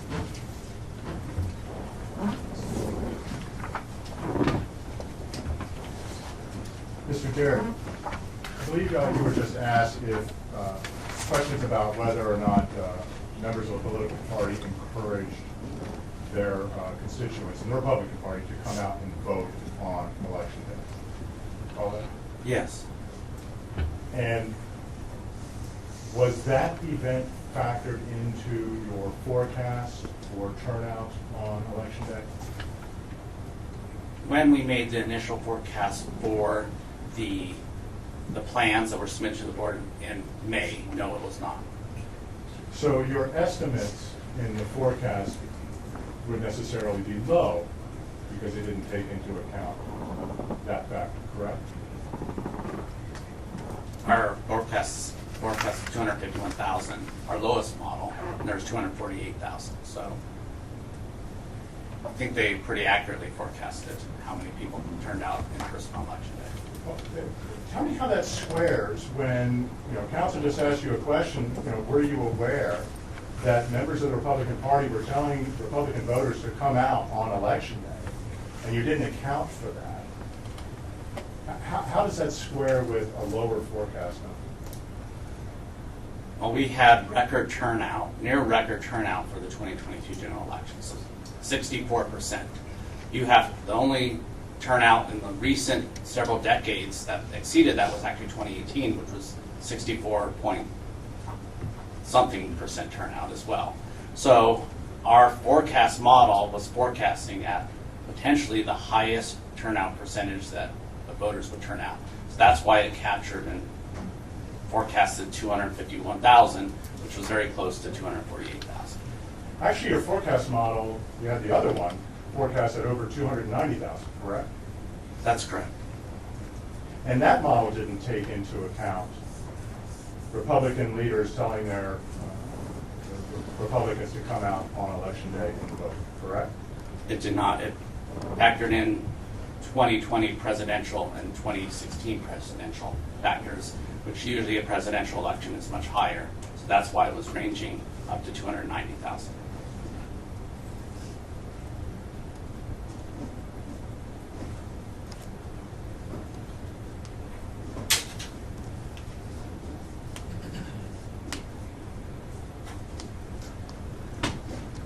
Council asked you some questions about a 19-inch ballot image being projected onto a 20-inch paper. You recall that?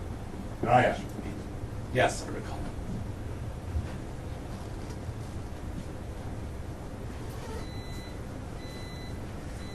Do you have any idea how that could occur? I do not. Would it require two different ballot definitions to be installed on the EMS? Your first question asks if I have any idea how it could occur, and I said I do not. Do you know what a site book is? Yes, that's our check-in station. And the site book pulls up the voter, correct? Yes, it's connected to the recorder's voter registration system through a virtual private network, secure, so then when a voter checks in, it pulls up their specific information and then would alert our ballot on demand printer which ballot style is sent. So where does the ballot definition reside then? So it's on a laptop that's connected to our ballot on demand printers.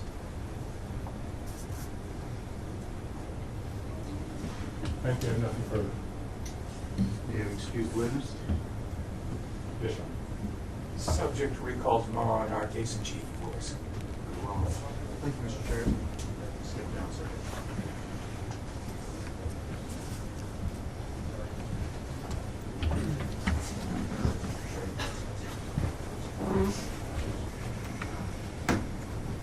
I've allocated some time to take a mid-morning break. Some of that has to do with my court reporter. So I do need to take recess for that.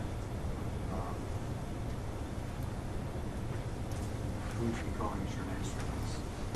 Your Honor, matter of fact, I was just talking with counsel about asking the court for a short break. I want to reassess given the time, and so if I may. Yes, you certainly may, because I'm going to have a mid-morning break here. Yes. So what I'm trying to assess, though, is whether I can shave 5 minutes off of that or not. Your Honor, whatever you... No, do you need a full 15 minutes? Oh, no, Your Honor. Okay. 10 minutes. We'll be back on the record then. We'll stand. Thank you, Your Honor. All rise.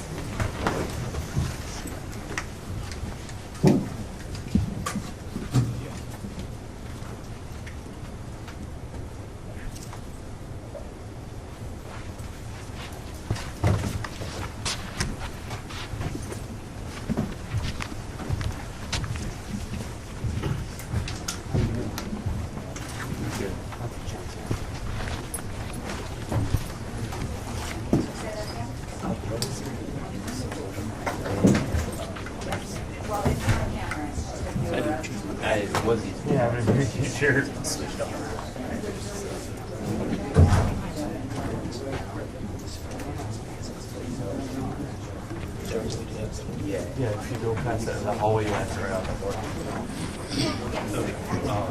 So do you have like a wall box?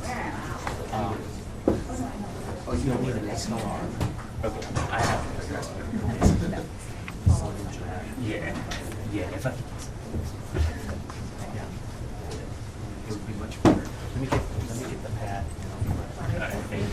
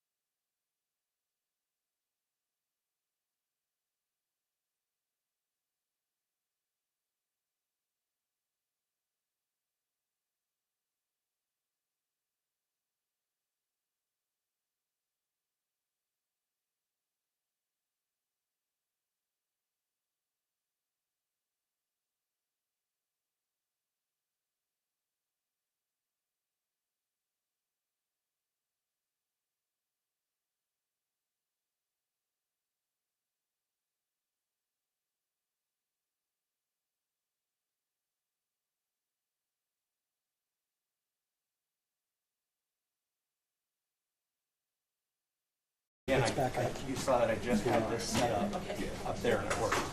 Please switch back to house audio. It should be good now. Do your position and let me know, please. And it should take Thanks again for all your help, man. 60. Computer monitor. Yes.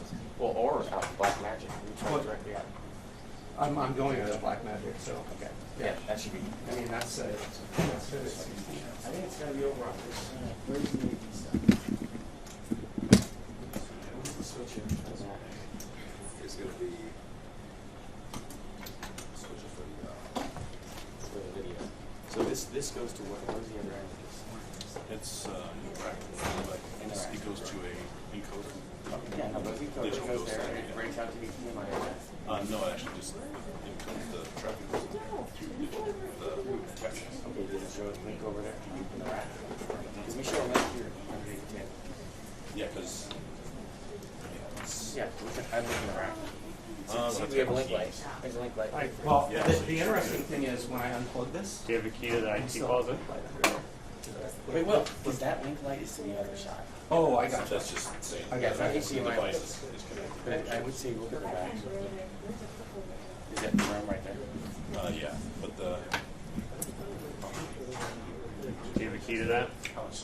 Like 5 minutes. We got to get this right now. Okay. Give me another input. Another input. No. Is this one working? Yeah, I just went out there and it was fine. Okay, if that was there, let's just get an HDMI cable from there to here. I got one. Perfect. Thank you.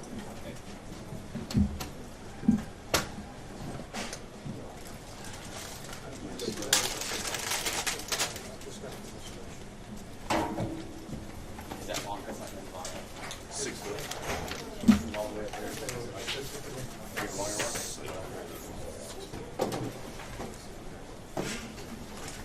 I have a longer cable. Okay, great. Perfect. Yes, it is.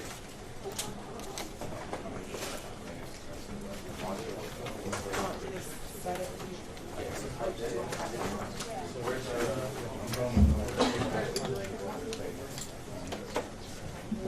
where'd you test it from here? Just right here. I have I don't have a I got one. Oh, great. I would check your hand, but it doesn't sound too bad. Wow. It's okay. Well, very good. I wish you stopped. But I've never. It's nice to put a face on it. So, very good to meet you. Thanks for serving. You're welcome. Yeah, and I understand you were. I didn't realize when you were coming. I found out that you were one of the observers, I think. So you knew the routine. Yeah, I was going to say you knew the routine about the pens and all that. I didn't know. All right, plug in. We should be good. Yep, I got a red light over here. Hey, look at that. That's good tape. Yep, I do have tape. So should go black. Do you have any gaffers? Gaffers tape? Actually, shit. Okay, and that is Oh, you do? Awesome, dude. Thank you. yeah, well, you probably should, yeah. What I wanted to know. Yeah, so you probably should ask her. As long as we can identify what we're talking about. I've given you this. I've given you the same way we did the 60. So you want me to tell you 60 feet? You want me to leave the whole thing? I can do it.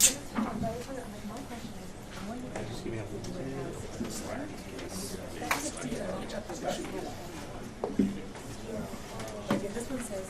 Great, thank you so much.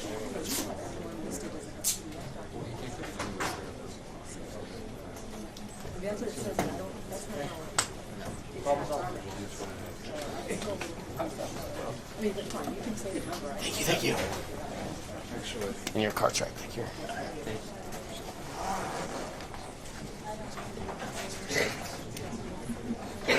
It's better now.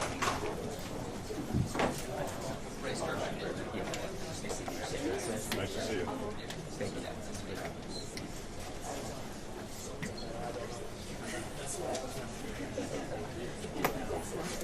All right. I Actually, they told me to go through mine, and I think it's way better now. Yeah. So, Okay. I think I should do it. Good. Do you need a power supply for your live view? Got everything plugged in. Okay. See right there. I think just in case anything happens like that, as a fallback, I think I should be good now. Is it on battery power for the live view? No, I'm going through the.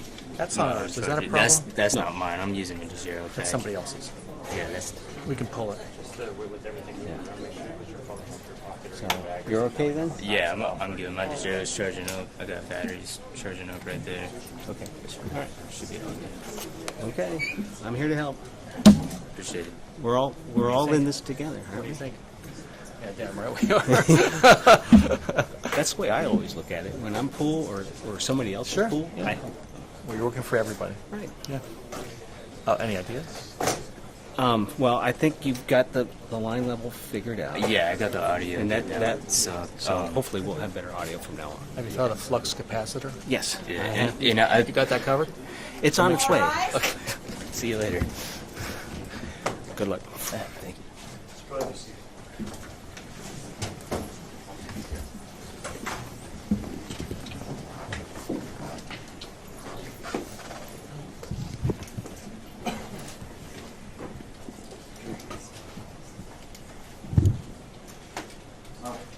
We're back on the record in CV 2022-095-403, Blake versus Hobbs. Present for the record are parties in council and representatives in council. I was just going to bring up a moment of a matter of housekeeping. You okay with Mr. Lem not being here? Mr. Olson? Yes. All right. Okay. At the risk of OSHA violations for my court reporter, what I would like to do is try and maximize the amount of time we have. Rather than starting at 1:30, we'll start back at 1 o'clock, so we'll go from 12 to 1, cutting 30 minutes off of the lunch break. So we'll do that today and tomorrow. I'd like to start at 8:30 tomorrow rather than 9 o'clock if we can, stretch a little more out of the day. But I think by 4:30, I don't want to burn the midnight oil on this. I think that we need to have focus and attention and clear-minded. But I think starting at 8:30, coming back early from lunch, that I'm not taxing anybody's mental capacity with that. Do you agree, plaintiffs? Yes, Your Honor. Defendants? County agrees, Your Honor. Secretary. So that's what we do. All right. Are you prepared for your next witness? Yes, Your Honor. We call Parikh. Very well, sir. Parikh, if you could come forward, sir, and stand in front of my clerk, be sworn, sir.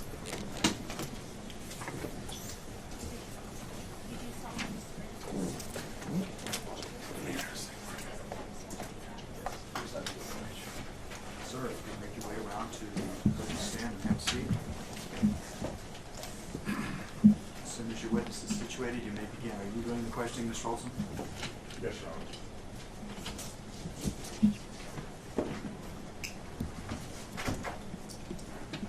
Good morning, Mr. Parikh. Could you please state your full name for the record? My name is Clay Uday Parikh. And where do you currently work? I work at Northrop Grumman, a defense contractor.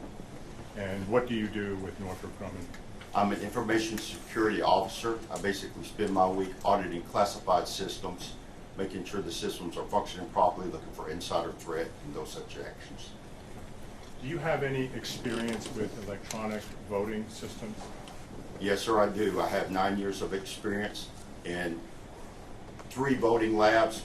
It's actually 2 physical sites because Wiley transferred to NTS Laboratories, National Testing Lab, and then at Pro V&V.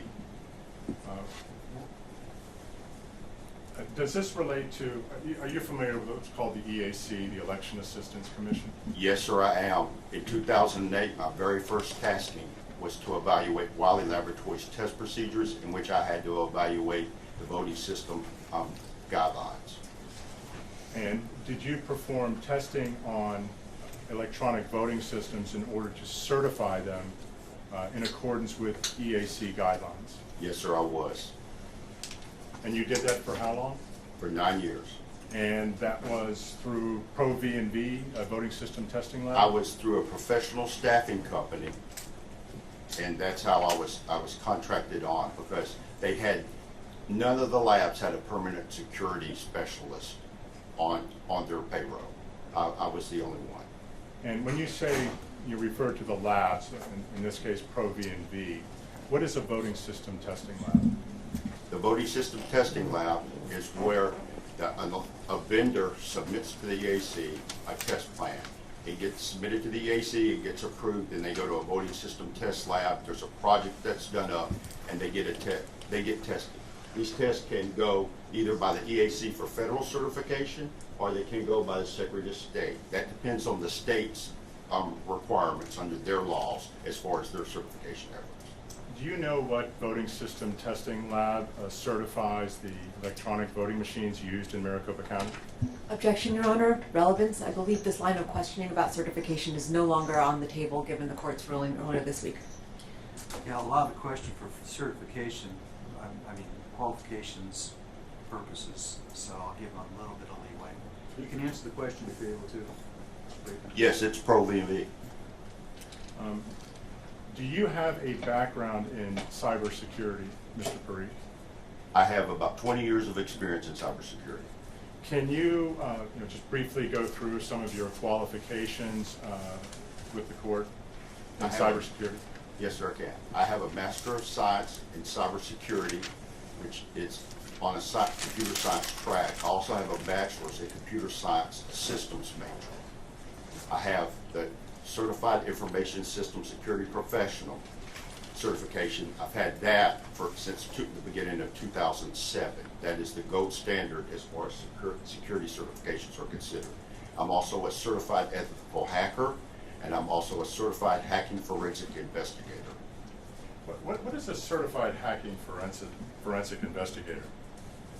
That means you go in, you do a forensic analysis specifically looking for malicious malware.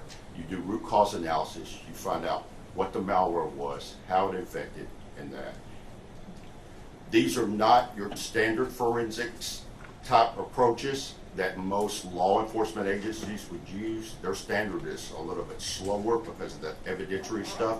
But if you're in an incident response center, as I've helped run in the past, when you have an emergency or something happens, you have to react then. And these are the type of actions that you learn. You learn to get in, do the analysis quickly, make sure you're secure in your analysis because you have to come up with remediation efforts. How long have you been at Northrop Grumman? Just about 3 years. Okay. So prior to working with Northrop Grumman, did you work in a cyber capacity for the U.S. government? Yes, I have. Could you describe some of your positions starting, for the past 15 years, 20 years that you've been involved in and what you did, just briefly? I've worked in anywhere from mid-sized companies that dealt with cybersecurity information assurance to as large as some of the larger ones. I've worked for Lockheed Martin, which is a good tenure of my time, Leidos Corporation, BAE Systems, and in all those capacities, I did information assurance, cybersecurity. At one stint with a smaller company, I was to perform threat for an agency within the United States Army. Did you ever work with the Marshall Space Flight Center? Yes, I was. I was the IT security manager for the enterprise operations. And just briefly, what does the IT security manager do? I'm in charge of making sure the vulnerability scans were done, that all the security configurations, that all the governance and compliance that NASA developed for their security postures and daily operations and continuity of operations were followed. Did you ever work for the Army Corps of Engineers? Yes, sir. I was the deputy cyber manager for their enterprise operation, which includes 52 major sites throughout the world. And in that capacity, what were your job responsibilities? I was the deputy cyber manager, and because of my certifications and qualifications, I helped the security operations center manager handle his task and monitoring, and I also helped the security incident response manager in her functions, because they're the ones that react to when the Army Corps is attacked, and they're attacked a lot. Do you possess a security clearance, Mr. Parikh? Yes, sir, I do. I'm currently a top secret clear, but I've held SCI levels before. Did you ever work with the Army Threat Systems Management Office? Yes, sir, that's where I played threat. I attacked systems, and whether it was an information system, a medical system, or a weapon system. Do you have any other certifications besides CISSP or the Certified Hacking Forensic Investigator or Certified Ethical Hacker? Yes, sir. I have an ITIL 3 certification, which is an international process for handling IT service management. It's much like the Six Sigma. Several companies like Lockheed Martin have their own that's called LM21. These are all process improvements to refine and affect the quality output and service that you provide. Are you familiar with the phrase root cause analysis? I am very familiar with root cause analysis. Could you please just briefly explain what root cause analysis refers to? In simple terms, it's basically troubleshooting, but you have to find what caused the initial issue to happen. Sometimes this can be very complicated, sometimes it can be fairly easy, but you have to have an intense understanding of the overall process involved in any organization. And this root cause analysis could be done from what's called a governance perspective, where you look at documentation, process, and procedures, because flaws within those can produce the issue, or it can be from a technical finding. I've done hundreds to probably thousands of root cause analysis in all different types of environments. Could you give an example of an actual event in which you led the effort for a root cause analysis? And just a quick overview. I've done one for the Navy Marine Corps Internet, which was the world's largest WAN. They did, which has tens of thousands of workstations. There was an issue that resolved. They were having, after upgrades of the operating systems, they had technical issues, and based on those type of issues and analyzed and know what was going on, I requested that the BIOS data be provided, and that ended up the root cause, because the problem systems had that, because they did not properly manage the BIOS. That's a low-level technical one. There's been others involved where the Air Force had it, what's I would say world-facing internet site. Was on the internet, got pulled down because a vulnerability was found, and I was put in charge to do the root cause analysis to find out how the system was compromised, what happened, and suggested the mitigation efforts. Have there ever been any criminal prosecutions that have resulted from your work? Yes, both federally and privately from an employer. So the federal government relied on your assessment of a situation in order to bring criminal charges against somebody? Several times. Some of those I cannot talk about because of the nature and the classification. Did you do an analysis of the events that took place in the election day operations in Maricopa County? Yes, sir, I did. And what did you do in terms of your assessment of that situation? I do like I do with any system that's involved with electronic voting systems. I look at the state statutes and what they reported to the federal government, as in this case, Arizona follows HAVA, and that's in their laws and statutes. Then I go from that, look at the systems they use, then I look at their procedures. I downloaded the Secretary of State's elections manual, the Maricopa elections manual. I've read through testimony, declarations. I reviewed the EAC certification of the electronic voting system, the test reports from ProVNV concerning election system. I downloaded and read the applicable Title 16 part of the Arizona statutes, which covers the election system. Then I read a lot of testimony. I watched a lot of the video televised meetings that Maricopa conducted and a lot of the video testimonies. And did you interview or speak with any election day workers, like technicians who have participated, retained by Maricopa, to work at the various vote centers on November 8th, 2022? Yes, sir, I did. I had spoken with after seeing the declaration and an interview conducted for the declaration, I asked to interview them and ask specific questions.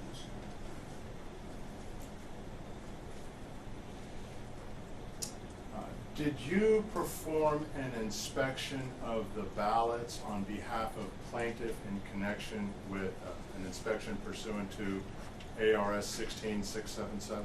Yes, sir, I did. And when did that inspection take place? That was just yesterday. And without saying what your conclusion was from that inspection, did you reach a conclusion? It confirmed my initial assumptions on the possible effects of what caused the technical issues. Yes, sir.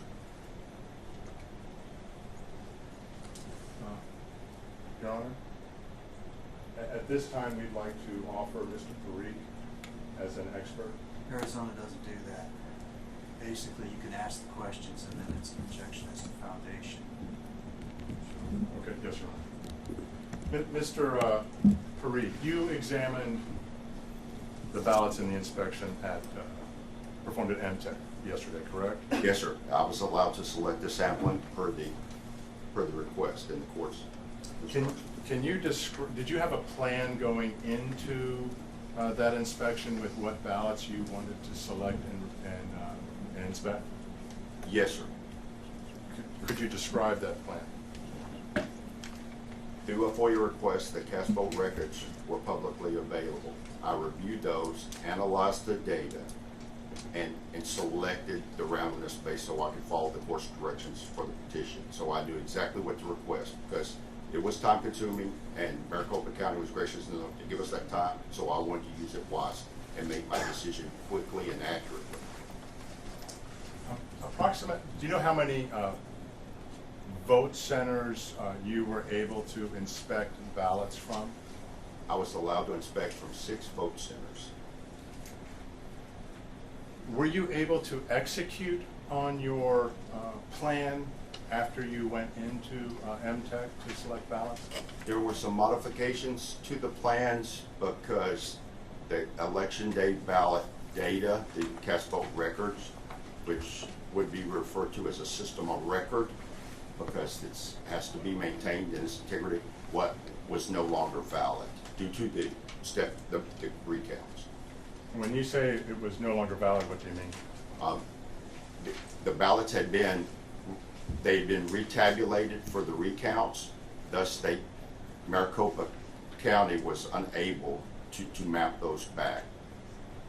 And were some of the ballots that you inspected duplicated ballots? Yes, sir, they were.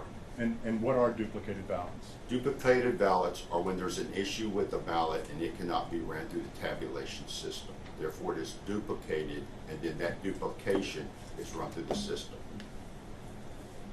And is that duplication then the ballot that is actually tabulated and counted? Yes, sir. The way the process works is the original ballot has to have the duplication ID attached to it, which Maricopa did.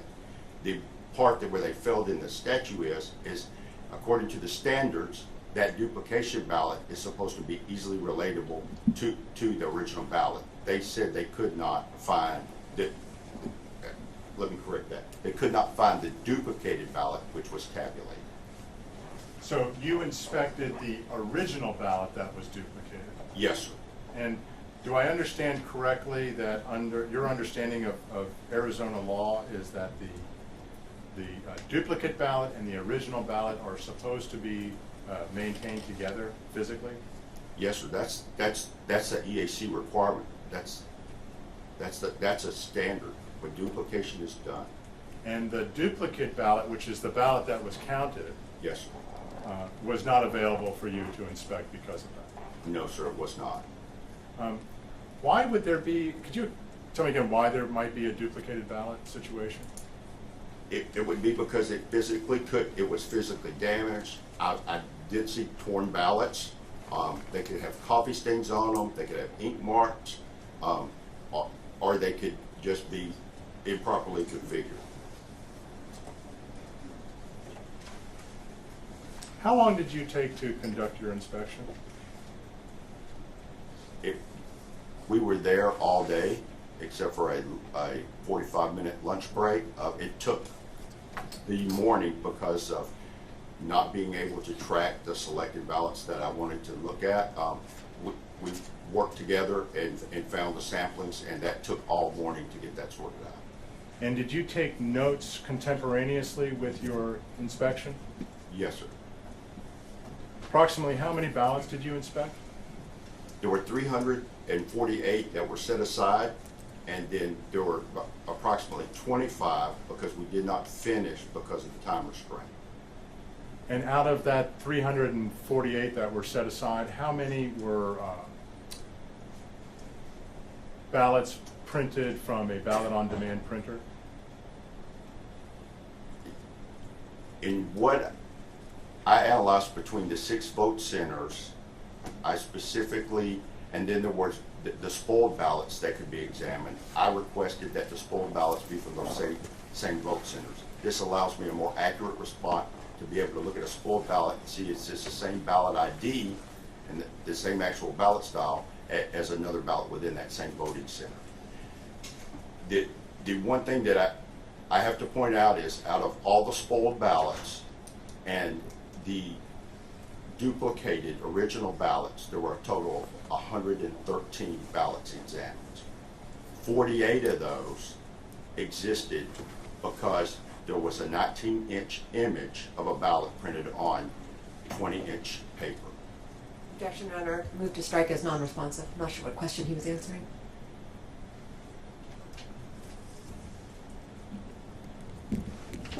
Well, I don't know that it was non-responsive. I'll overrule it cross-examine.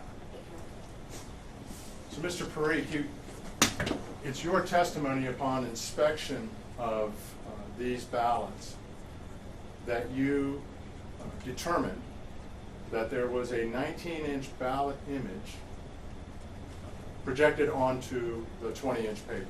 Is that accurate? Yes, that is accurate. That's one of the initial things when I initially were reviewing evidence that was presented and in the public, I saw that the ballots, and it was, to me, was easily identifiable. And is this something that going into this inspection you had seen evidence of? Yes, sir. And what evidence was that? That was a photograph of a spoiled ballot right next to the reprinted ballot from a vote center, and that's included in my declaration. When you say that's included, do you mean the photographs? Yes, sir. And so when you were inspecting the ballots yesterday and you determined that the duplicated ballots and the spoiled ballots, we'll strike that. How many duplicated ballots did you inspect? 15 total. And out of that, and duplicated again means that the ballot was rejected by the tabulator for some reason? Yes, sir. It could not be tabulated at either the ICP2s, which are at the vote center, or the ICC at MTEC. Out of that 15, how many of those contained a 19-inch ballot image on 20-inch paper? 14. 14. What about the other remaining? It was physically defective. And when you say it was physically? slightly torn. Can you explain to the court how a 19-inch ballot image, we'll strike that. How did you determine that it was a 19-inch ballot image projected onto 20-inch paper? Because these ballot images are a PDF file which gets stored along with configuration settings. That's what makes up the ballot style and the ballot definition, which is created usually on the EMS, which the actual application that does the ballot style is called EED. Right, that's the application that actually does the ballot style. It's usually installed on the EMS server. That application creates that style, the definition, because it needs those things because it gets loaded on the tabulator. That's how it's evaluated when the image is created. And that's the print job, to use a common term, that gets sent to the printer. And how did you determine that it was actually a 19-inch image projected onto a 20-inch paper? I can determine that 100% of all the ballots are rejected because the mechanics of a printer, the feeds are not always accurate. On the 20-inch ballots, you can see the same, I refer to them as tick marks, but they're actually the borders of the image that is sent. And on the 20-inch ballots, you'll see about the very corner above the borders where there's any misfeed. On the 19-inch ballots, they were well viewable in the margins. There are 90-degree right angles at each corner of the page and the image. Did you physically measure the ballots to determine that? Yes, sir, I did. I requested a ruler, and Maricopa graciously got me one, and they got one of the other inspectors a ruler.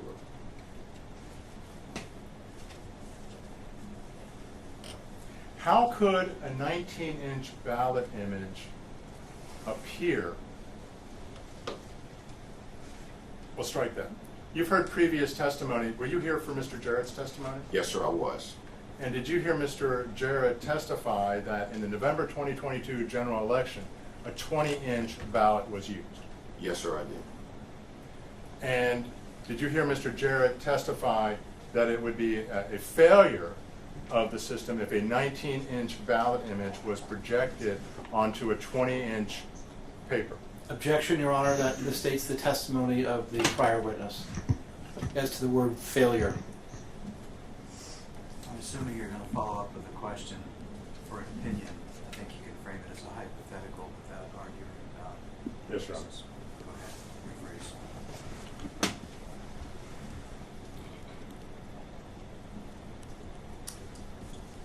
In an election which is purportedly designed to take place with a 20-inch ballot image on 20-inch paper, how could a 19-inch ballot image appear? Objection, call for speculation. Let's ask a question first, yes or no, if you can tell. Ask him if you can tell, and then the objection, you can re-ask the question. Yes, Your Honor. Mr. Parikh, given your experience in training, particularly with electronic voting systems at 9 years, can you tell what the cause of a 19-inch ballot image being projected on 20-inch paper would be? Yes, I can. I can give you both the technical ways that it could happen. There are only 2 ways that it can happen. Can you tell the court the 2 ways that can happen? One way is by changing the printer adjustments. That would make the printer adjustments and settings override the image file that was set. The other is from the application side or the operating system side. This is the same for anybody who ever prints anything at home. Your Microsoft Word can send the settings, or it can say to use the default settings of the printers. The application doing it, in this case, as it's a ballot, would have to be that there was a 19-inch image ballot definition. And where does that definition reside? That can vary depending on the system. But from what I heard in the testimony, it resides on the laptop that's connected to the printer, which I've seen it referred to as a control printer, but this is actually what would be called a print spooler, and it controls the print jobs to allow the printer to take on the load. And as there were multiple site books, this would be the technical use that laptop should be used for. Is there any way, in your opinion, for a 19-inch ballot image to be projected on a 20-inch ballot by accident? No, sir. Why not? Because the settings and the configurations and the procedures that are used cannot allow that. These are not a bump up against the printer and the settings change. There are security configurations. I've reviewed the evidence, and the printers are configured via script, which by any large organization that has to do multiple systems is a standard.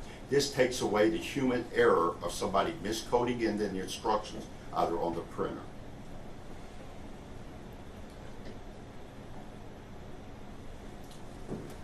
Prior to an election,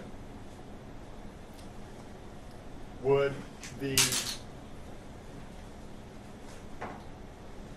strike that, prior to an election, would it be detectable that a 19-inch ballot image had been projected onto 20-inch paper? Yes, if logic and accuracy tested that all voting styles or ballot definitions were included, which a standard logic and accuracy testing should test every style that's available, and there should be a listing of such styles. Is it, you perform testing for EAC certification, correct? Yes, sir, I have. Is it permissible to have two different ballot definitions in the same election with respect to the size of the ballot image? No, sir. If, for example, if you live in an apartment building and your neighbor and you have the same school board district, you have the same precinct, all the jurisdictions for whether it's local, county, state, or federal are basically the same, that ballot style definition, the ID for it, should be singular. If you do not, then you have two different styles, you're assessing them differently. That can also produce forgery. There's only supposed to be one ballot style per those voting options, and that's what controls it. The 19-inch ballot image that you observed in your inspection on multiple ballots, including duplicated and spoiled ballots, correct? Yes, sir. What effect would a 19-inch ballot image projected on a 20-inch piece of paper used in the election in Maricopa for November 2022 have when it was placed into one of these vote center tabulators? It would cause it to be rejected. According to Dominion's documentation, they performed somewhere from between 200 and 300 checks on the actual physical paper ballot that gets inserted into the system. They state, and this is according to Dominion, the vendor who created the application, that it can reject a ballot for any one of those. A 19-inch image being on 20-inch paper increases the margin. Once the timing marks are seen and they're evaluated, the actual physical printer that created the image is saying, by the application telling it, you're done, but there's a remaining inch of paper in there, so it would assume there's a paper jam. And to detect, I specifically asked, there were paper jams to where he opened up and there was no paper. So from a programming perspective, the machine would throw the paper jam error, but yet there would be no paper. And you're referring to a tech. You say you spoke to a tech. Would that be Aaron Smith? Yes, sir. And what did Mr. Smith tell you? First of all, who is Aaron? What is your understanding of Mr. Smith's role during the November 2022 election? I think he repeatedly followed all the procedures that he was instructed to follow. He put a good, solid effort forward to resolve the issues. It finally became to where the issue could not be resolved according to the procedures, and he actually had to request a replacement tabulator, which so happened to be misconfigured. Do you know why Aaron wanted to testify today? I think, Your Honor, call for speculation, lack of foundation. That's going to call for speculation. Withdraw the question.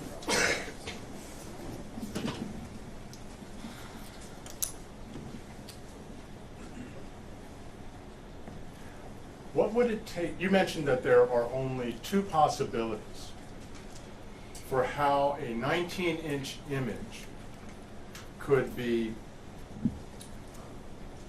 configured onto the system to be put on a 20-inch piece of paper, correct? yes, my assessment applies to anything that is printed. Not just the specifics of this, but to anything that's printed. These are the way the technology functions. But you testified that there's only two ways that Yes, this there are only situation two. could arise. There are only two. Okay. What would it take for you to determine which of the two possibilities is what occurred? Specifically, as I did yesterday, inspecting the ballots. There were some ballots that were spotty, but the spottiness was also of batches from the vote centers that were correctly tabulated. So that confused me. And the stuff that was mentioned about the fusers and the heating, because they first said it was a toner issue when it's not, it's a tray weight issue, which affects the heat of the fusers. The mechanical function of a fuser and heater, from what I observed from the spottiness, did not match what is a standard error or example that would be demonstrated. There were one or two occasions that were exactly that way, but that was about 2 ballots out of all that I examined. But if you were to try to determine whether it was a printer issue, configuration issue, or an issue with the ballot definition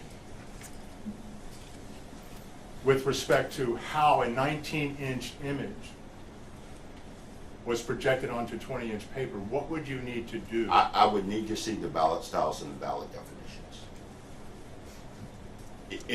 In totality, if there's 15,000 of them, all of them should be examined.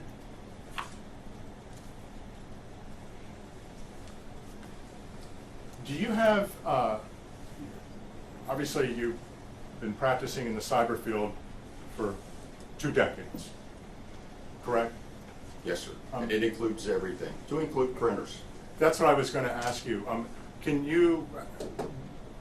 you work with printers? Do you understand how printers function and work? And at what level is your experience? To a detailed level, to where I actually called one of the government agencies in the missile defense side to get highly upset because I understand the protocols that run. And it's not just printers, there are multifunctional devices, MFDs as we refer to them, because they can scan, they can print, they can send file transfers, and I've evaluated protocols. I've also done root cause analysis because classified printers they can print classified data even when they're not supposed to because of the rollers. And this is one thing I refer to it as ghost printing. I did see that repeatedly on the early vote ballots that were printed by one tech because, in my opinion, the ink was a little bit too deep and too shiny for that, and I did. I was able to even see candidates' names in white space. It's very light and gray, but that's why I refer to it as ghost printing.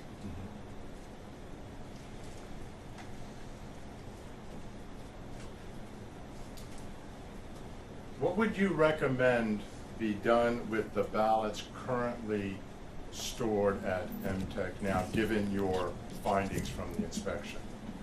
Objection to relevance, lack of foundation, speculation. You need to rephrase the question. I'll sustain it. Do you have any concerns regarding the security of the ballots, given your findings from your inspection yesterday that a 19-inch image was projected onto the samples from 6 different vote centers that you examined of 20-inch paper? Yes, I can. And if it is okay with the court, I have to answer this in 2 ways. They both are pertinent. But first, I observed while ballots were being pulled out and sampled, and they obliged in every direction, whether top, middle, or that they were provided. I observed more improperly imaged ballots that were not inspected that were there. Now, to answer the question, those should be secured. I will state, in my capacity, I handle everything from physical security to accrediting buildings for classified information storage. I've been a classified courier, which means I'm authorized to transport classified information. As a forensic investigator, I fully understand chain of custody. And what I will cite is that the facility and the security and chain of custody at the vault and the tabulation center are highly inaccurate, and those ballots could be tampered with. They should be sealed in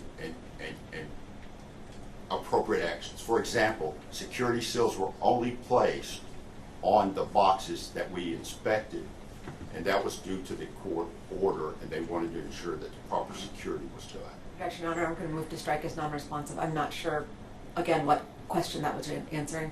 That was non-responsive to the questions beyond the scope, so, of what's before the court. So, strike the last part of his answer.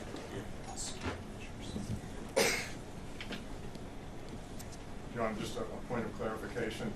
You said strike the last part. His answer, he had two parts to his answer. He said first, he observed ballots properly, imaged ballots beyond what was sampled. That was part one. Part two is the commentary about the continued or ongoing storage.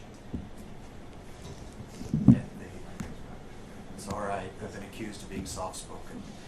Part two was the testimony that related to the ongoing security concerns. That's the part that is not relevant to the issues that are before the court today. Yes, sir. Mr. Parikh, you mentioned that you saw other ballots that you could see, do I understand that correctly, had a 19-inch ballot image projected onto 20-inch paper? Yes, sir. And how could you tell that? Because the difference in the margin, as they were being taken out of the box and placed on the table and shuffled around, it was obvious, it was apparent to me. Is there, when, on these ballots with a 19-inch image, are there marks that are different around the corners than the 20-inch ballots? Yes, sir. You will see the corner edges of the image, which would be considered, the actual size of the paper. Those right angle marks at each, the top left, top right, bottom left, bottom right, are within the margin space. They're clearly visible. Did you, you mentioned that you kept notes of your inspection. Did you draft a report that summarized those notes with conclusions? Yes, sir, I did. If the court were to ask you for it, would you be able to provide it to the court? Yes, sir, I would. And would that report be, would you swear to the accuracy of your conclusions in that report? Yes, I would. And would you swear to the accuracy of the results of your inspection in that report? Yes, sir, I would.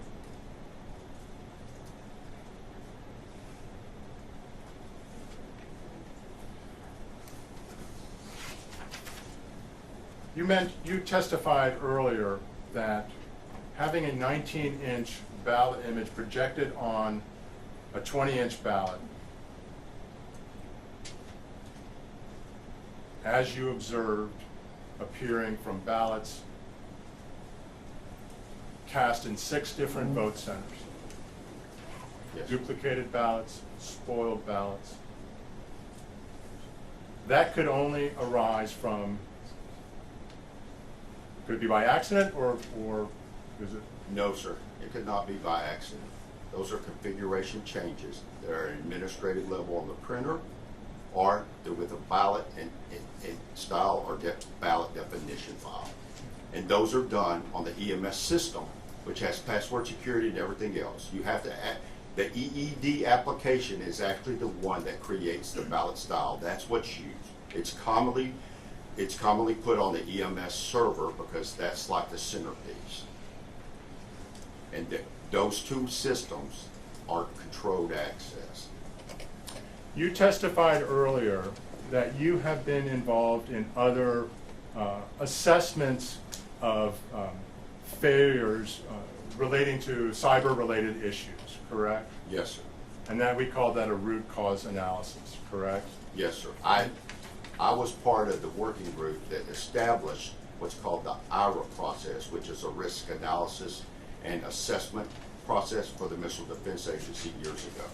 It's a standard risk analysis and assessment, and in order to do that, that's the basis of how you analyze threat, and then you also, that's why you conduct root cause analysis, because you have to be specific when you assess risk. Excuse me.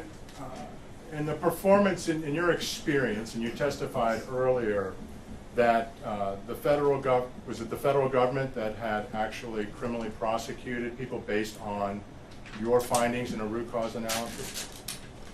Yes, sir, and sometimes they ignored my analysis, but that's beyond.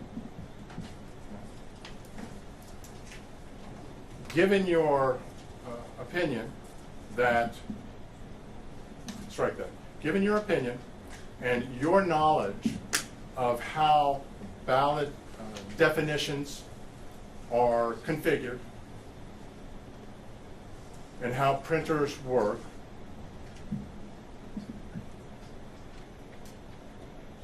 does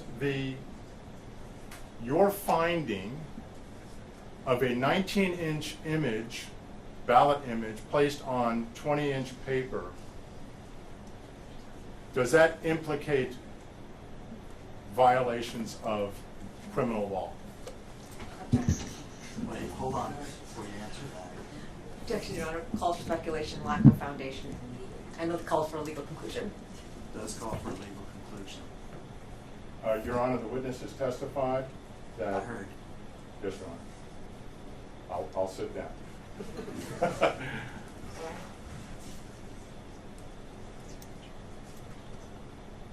Based on what you have determined on your physical examination of these ballots, your experience both in the industry as a certified forensic hacking investigator, your CISSP, your skills with, I believe you called it IRAP, is that? It's IRA, that's the acronym that does it. There are different, and this is specifically for technical risk and assessment. This is one of the issues when I work for the voting system test labs to get all the vendors. I've dealt with over 7 of them to my memory, right? None of them performed it. The labs didn't perform it. I eventually convinced one lab to do this because this is vital to when you're doing system testing, let alone security system testing. And this applies not just to electronic voting systems. This is to all information systems, all technology. These are standard engineering principles. Is there any way you could be wrong about a 19-inch image being placed on 20-inch paper? No, sir. I give the technical options that are there. There are 2 ways that this can happen. And based on this system and the controls in place, this could not have been an accident. And there are only 2 options. It would take further investigation, further forensic examination for me to determine exactly which one it was. Thank you, Mr. Parikh.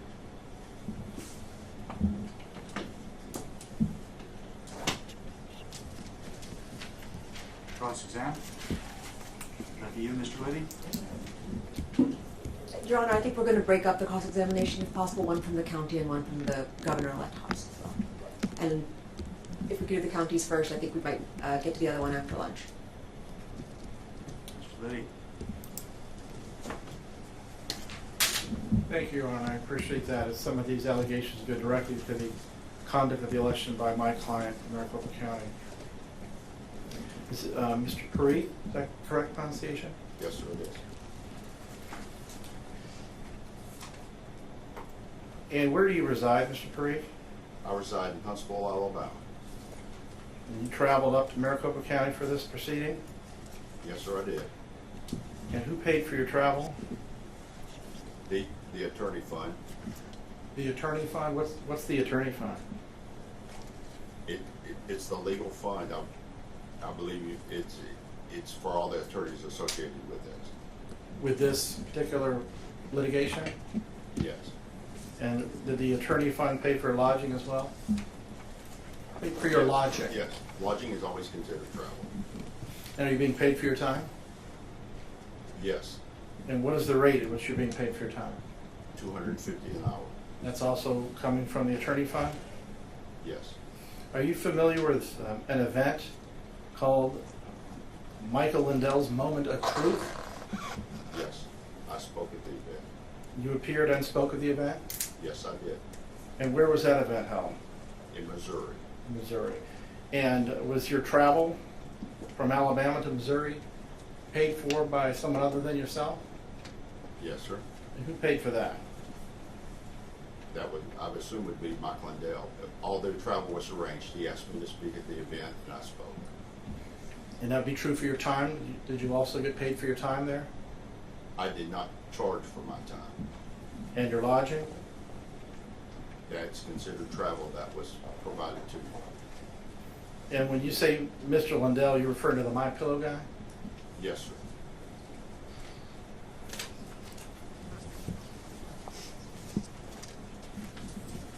And you are a cybersecurity professional? Yes, sir, I am. During your investigation of this election, did you detect any hacking involved in the 22 general election in Maricopa County? No, sir.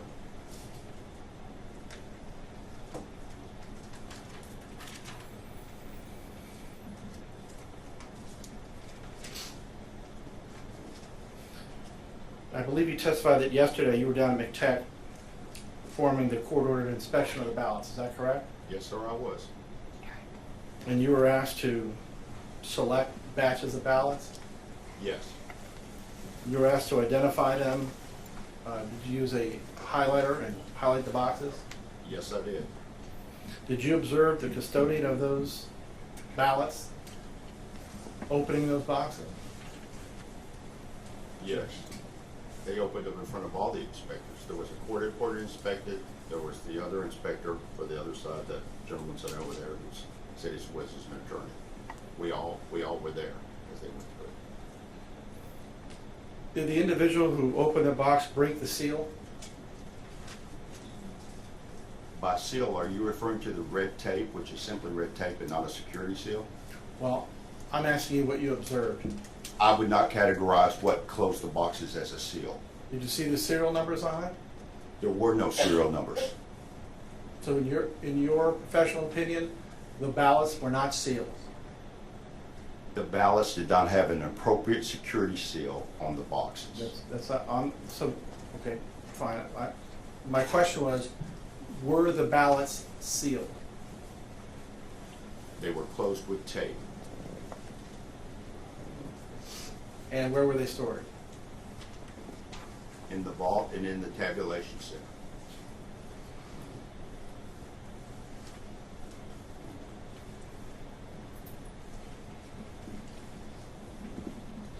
Now, would you say that your profession details are important?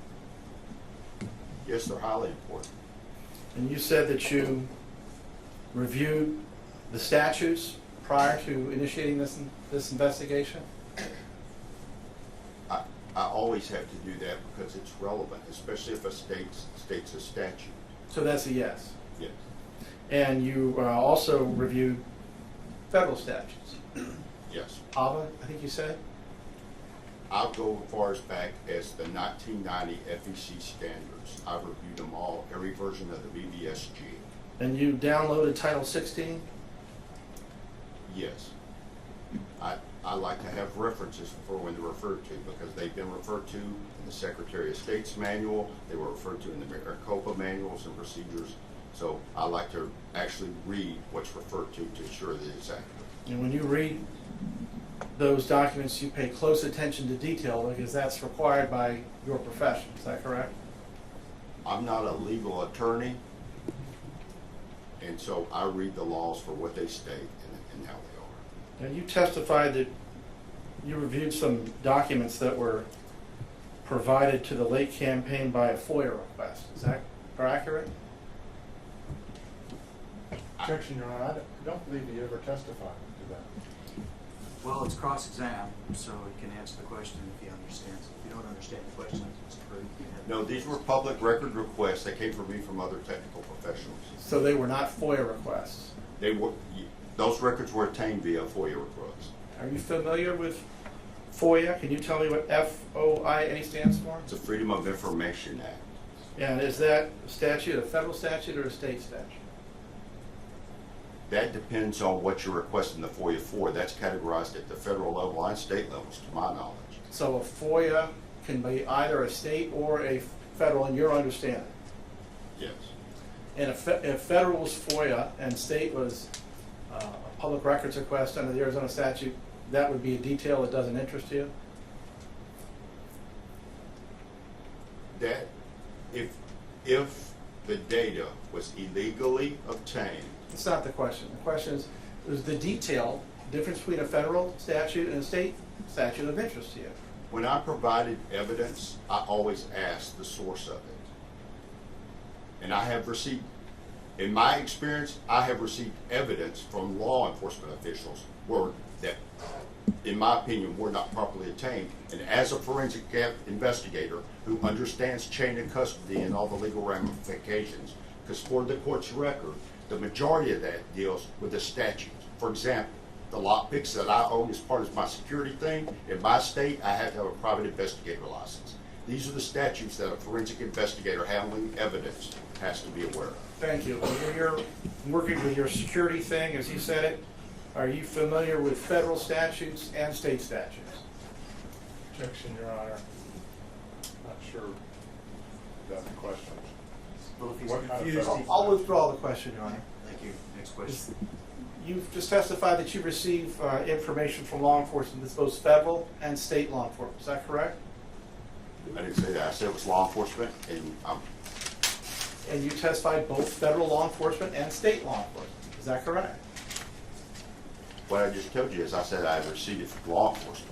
Well, when you receive information in your profession from law enforcement, are you familiar whether the law enforcement's federal or state? Yes, when they provide me the evidence, Is that a yes. detail that's important to you? Yes.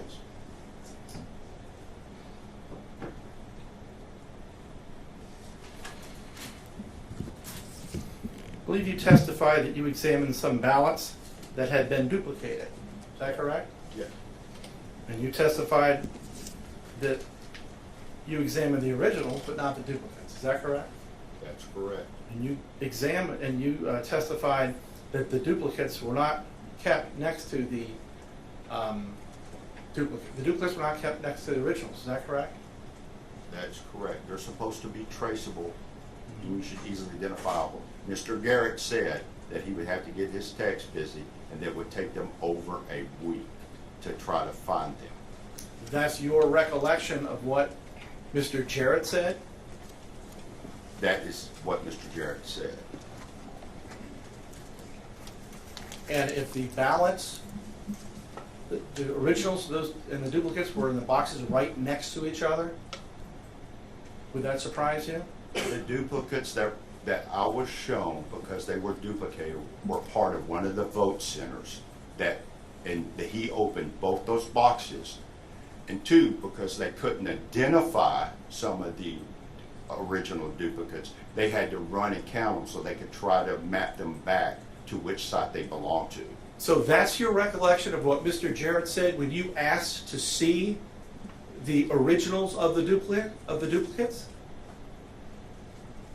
No, sir. I'm asking you a detail. That's a detail that's important. You're telling this court that when you asked Mr. Jarrett to view the duplicates of the originals, that he told you it would take 6 hours. To clarify, I did not ask to see duplicates. They were part of the vote center, and they provided the entirety of what they have for the vote center. They could not provide what was original. Thank you, Mr. Parikh. I think the important point, and I want to ask you this to make sure that I understand it correctly, is that you did not ask to see the duplicates. Objection misstates his prior testimony argumentative. This is cross, just for reference, and all cross. If he doesn't understand the question, he can have it rephrased, but particularly with an expert witness, he's capable of answering. If you don't understand, you can have it rephrased. If you do understand, you can go ahead and answer.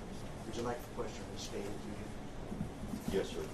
Please, Mr. Parikh, is it your recollection that when you asked Mr. Jarrett to see the duplicates and the originals, that he told you it would take 6 hours to get them?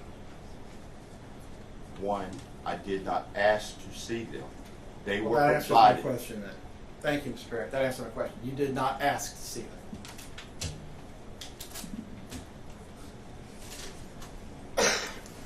Your Honor, if I may. It's just, your counsel have to redirect, Yes. so just answer his questions. Yes, sir. I just want to state the rule. Well, no, no, but wait. I have another question, Your Honor, if it's appropriate. You've testified that you have a working theory that some of the ballots for the 2022 general election were on 20-inch paper, but were printed at 19 inches. Is that correct? 19-inch image printed on 20-inch paper. It is not a theory. Okay, so it was 20-inch paper. The ballot was 20 inches, correct? The paper was 20 inches. And the image was 19 inches, according to your testimony, correct? The ballot image was 19 inches, yes. Are you familiar with a shrink-to-fit setting on a printer? Yes, yes, I am. Could a shrink-to-fit setting account for some of the ballots you observed being 19 inches on 20-inch paper? That is a possibility, but it would violate the configuration settings they had for the voting systems and the tabulators. And you've testified that you're familiar with the election process? Yes, sir. And you testified that if one were to take a 20-inch ballot that's shrunk to 19 inches and put it into a vote center precinct tabulator, it would not get tabulated. It would not get tabulated at any tabulator. Any tabulator. So that includes ICP or the ICCs at Central. Okay, so if it went down to Central, according to your understanding, and it was tried to run through the tower tabulators, it would also not be tabulated. Is that correct? That is correct. And you just testified that you observed some duplicated ballots. Is it your understanding that a ballot that cannot be tabulated by a precinct-based tabulator and cannot be tabulated by a tower configured tabulator at Central would then be duplicated? It would have to be because it couldn't be tabulated, so it would require duplication. And after duplication, what would happen to that ballot? The duplicated ballot, which is supposed to be marked with a specific ID, and that ID must be recorded on the original, and I saw those stickers on the originals. Question is, what would happen to that ballot? Then the ballot would be rerun through the tab. The duplicated ballot would be run through the tabulator. So it would be tabulated. Is that your testimony? The duplicated ballot would be tabulated. Yes, it should be. Okay, so if a voter walked into a vote center on election day, filled out a ballot, maybe had a shrink-to-fit setting on it, so it wouldn't be counted on the tabletop, would go into door number 3, goes on down to MCTEC, they put it into the tower tabulator, and it doesn't get counted, and then it gets duplicated, and then it gets counted, so that voter's ballot was voted and tabulated. Is that your understanding? But you started. Is that your understanding? Your Honor, I can't answer that question the way he asked the question because it's inaccurate. So that means it's not your. I'm sorry. I don't understand. You can say I don't understand, and you can rephrase it so you can understand. But if you don't like the way it's phrased, that's something that your counsel will have to clear up. Yes, sir. Your Honor, if I can address the court, I'm provided for technical expertise and give those options. And if the technical scenario is inaccurate, I cannot answer the question. Let me try again. This lady, right here in this room, bona fide candidate for governor of Grand Canyon State. Hundreds of thousands of voters would love to have had her as the next governor. One of them chooses not to vote in the 26 days of early voting, or mail-in voting, or emergency vote center voting, but chooses to show up on election day, gets a ballot from a ballot-on-demand printer, and somebody, either intentionally or inadvertently, has hit the shrink-to-fit setting and this 20-inch ballot paper comes out 19 inches. This voter fills it out. Kari Lake, want her to be the next governor, throws it into the precinct tabulator. It comes out, goes into door number 3, goes down to McTech. The much more sensitive tabulators, according to you, it would not count it. It would then go to duplication. It would be duplicated. Then it would be tabulated. Is that your understanding of the elections in Maricopa County? Your technical description is not possible. So I apologize. I wasn't attempting to give a technical description. I was just saying what happens based on your testimony. So you're saying in that scenario, that voter who wanted to vote for Kari Lake would never have that vote tabulated. Is that your testimony? My testimony is that a shrink-to-fit setting would rely at the application level, which would reside on the EMS, which Mr. Garrett just testified sends the print job to the printer. Therefore, it can't be accidental, as all the employees that man the EMS are trained. Whether it's accidental or inadvertent. I gave the two options, sir. Please allow me to ask the question. I'll allow you to answer. Whether it's accidental or inadvertent, if the shrink-to-fit 19-inch ballot has to be duplicated, once it's duplicated, would it be tabulated? To your understanding. There are two technical ways that that image would be there. None of the ways you had said, Sorry, Your it's Honor, not I'm even not- possible. That's It's not not possible. possible, Your Honor. I understand what you're saying, Mr. Parikh. That's not responsive to his question. If you are able to answer his question, you can do that. Sir, are you able to answer the question? I'm unable to answer your question. Let me ask a different question. Are duplicated ballots tabulated? Maricopa County, general election 2022. If they're duplicated correctly and they're configured correctly, yes, they should be. Thank you. No further questions, Your Honor.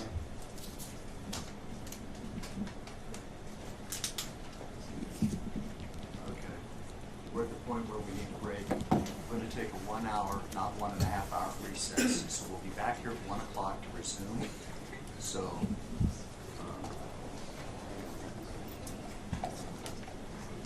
back at 1 o'clock, break, and we'll resume where we left off. Yes, sir. And now we'll realize I'm still in the ropes. You read my mind. Thank you very much. You're welcome.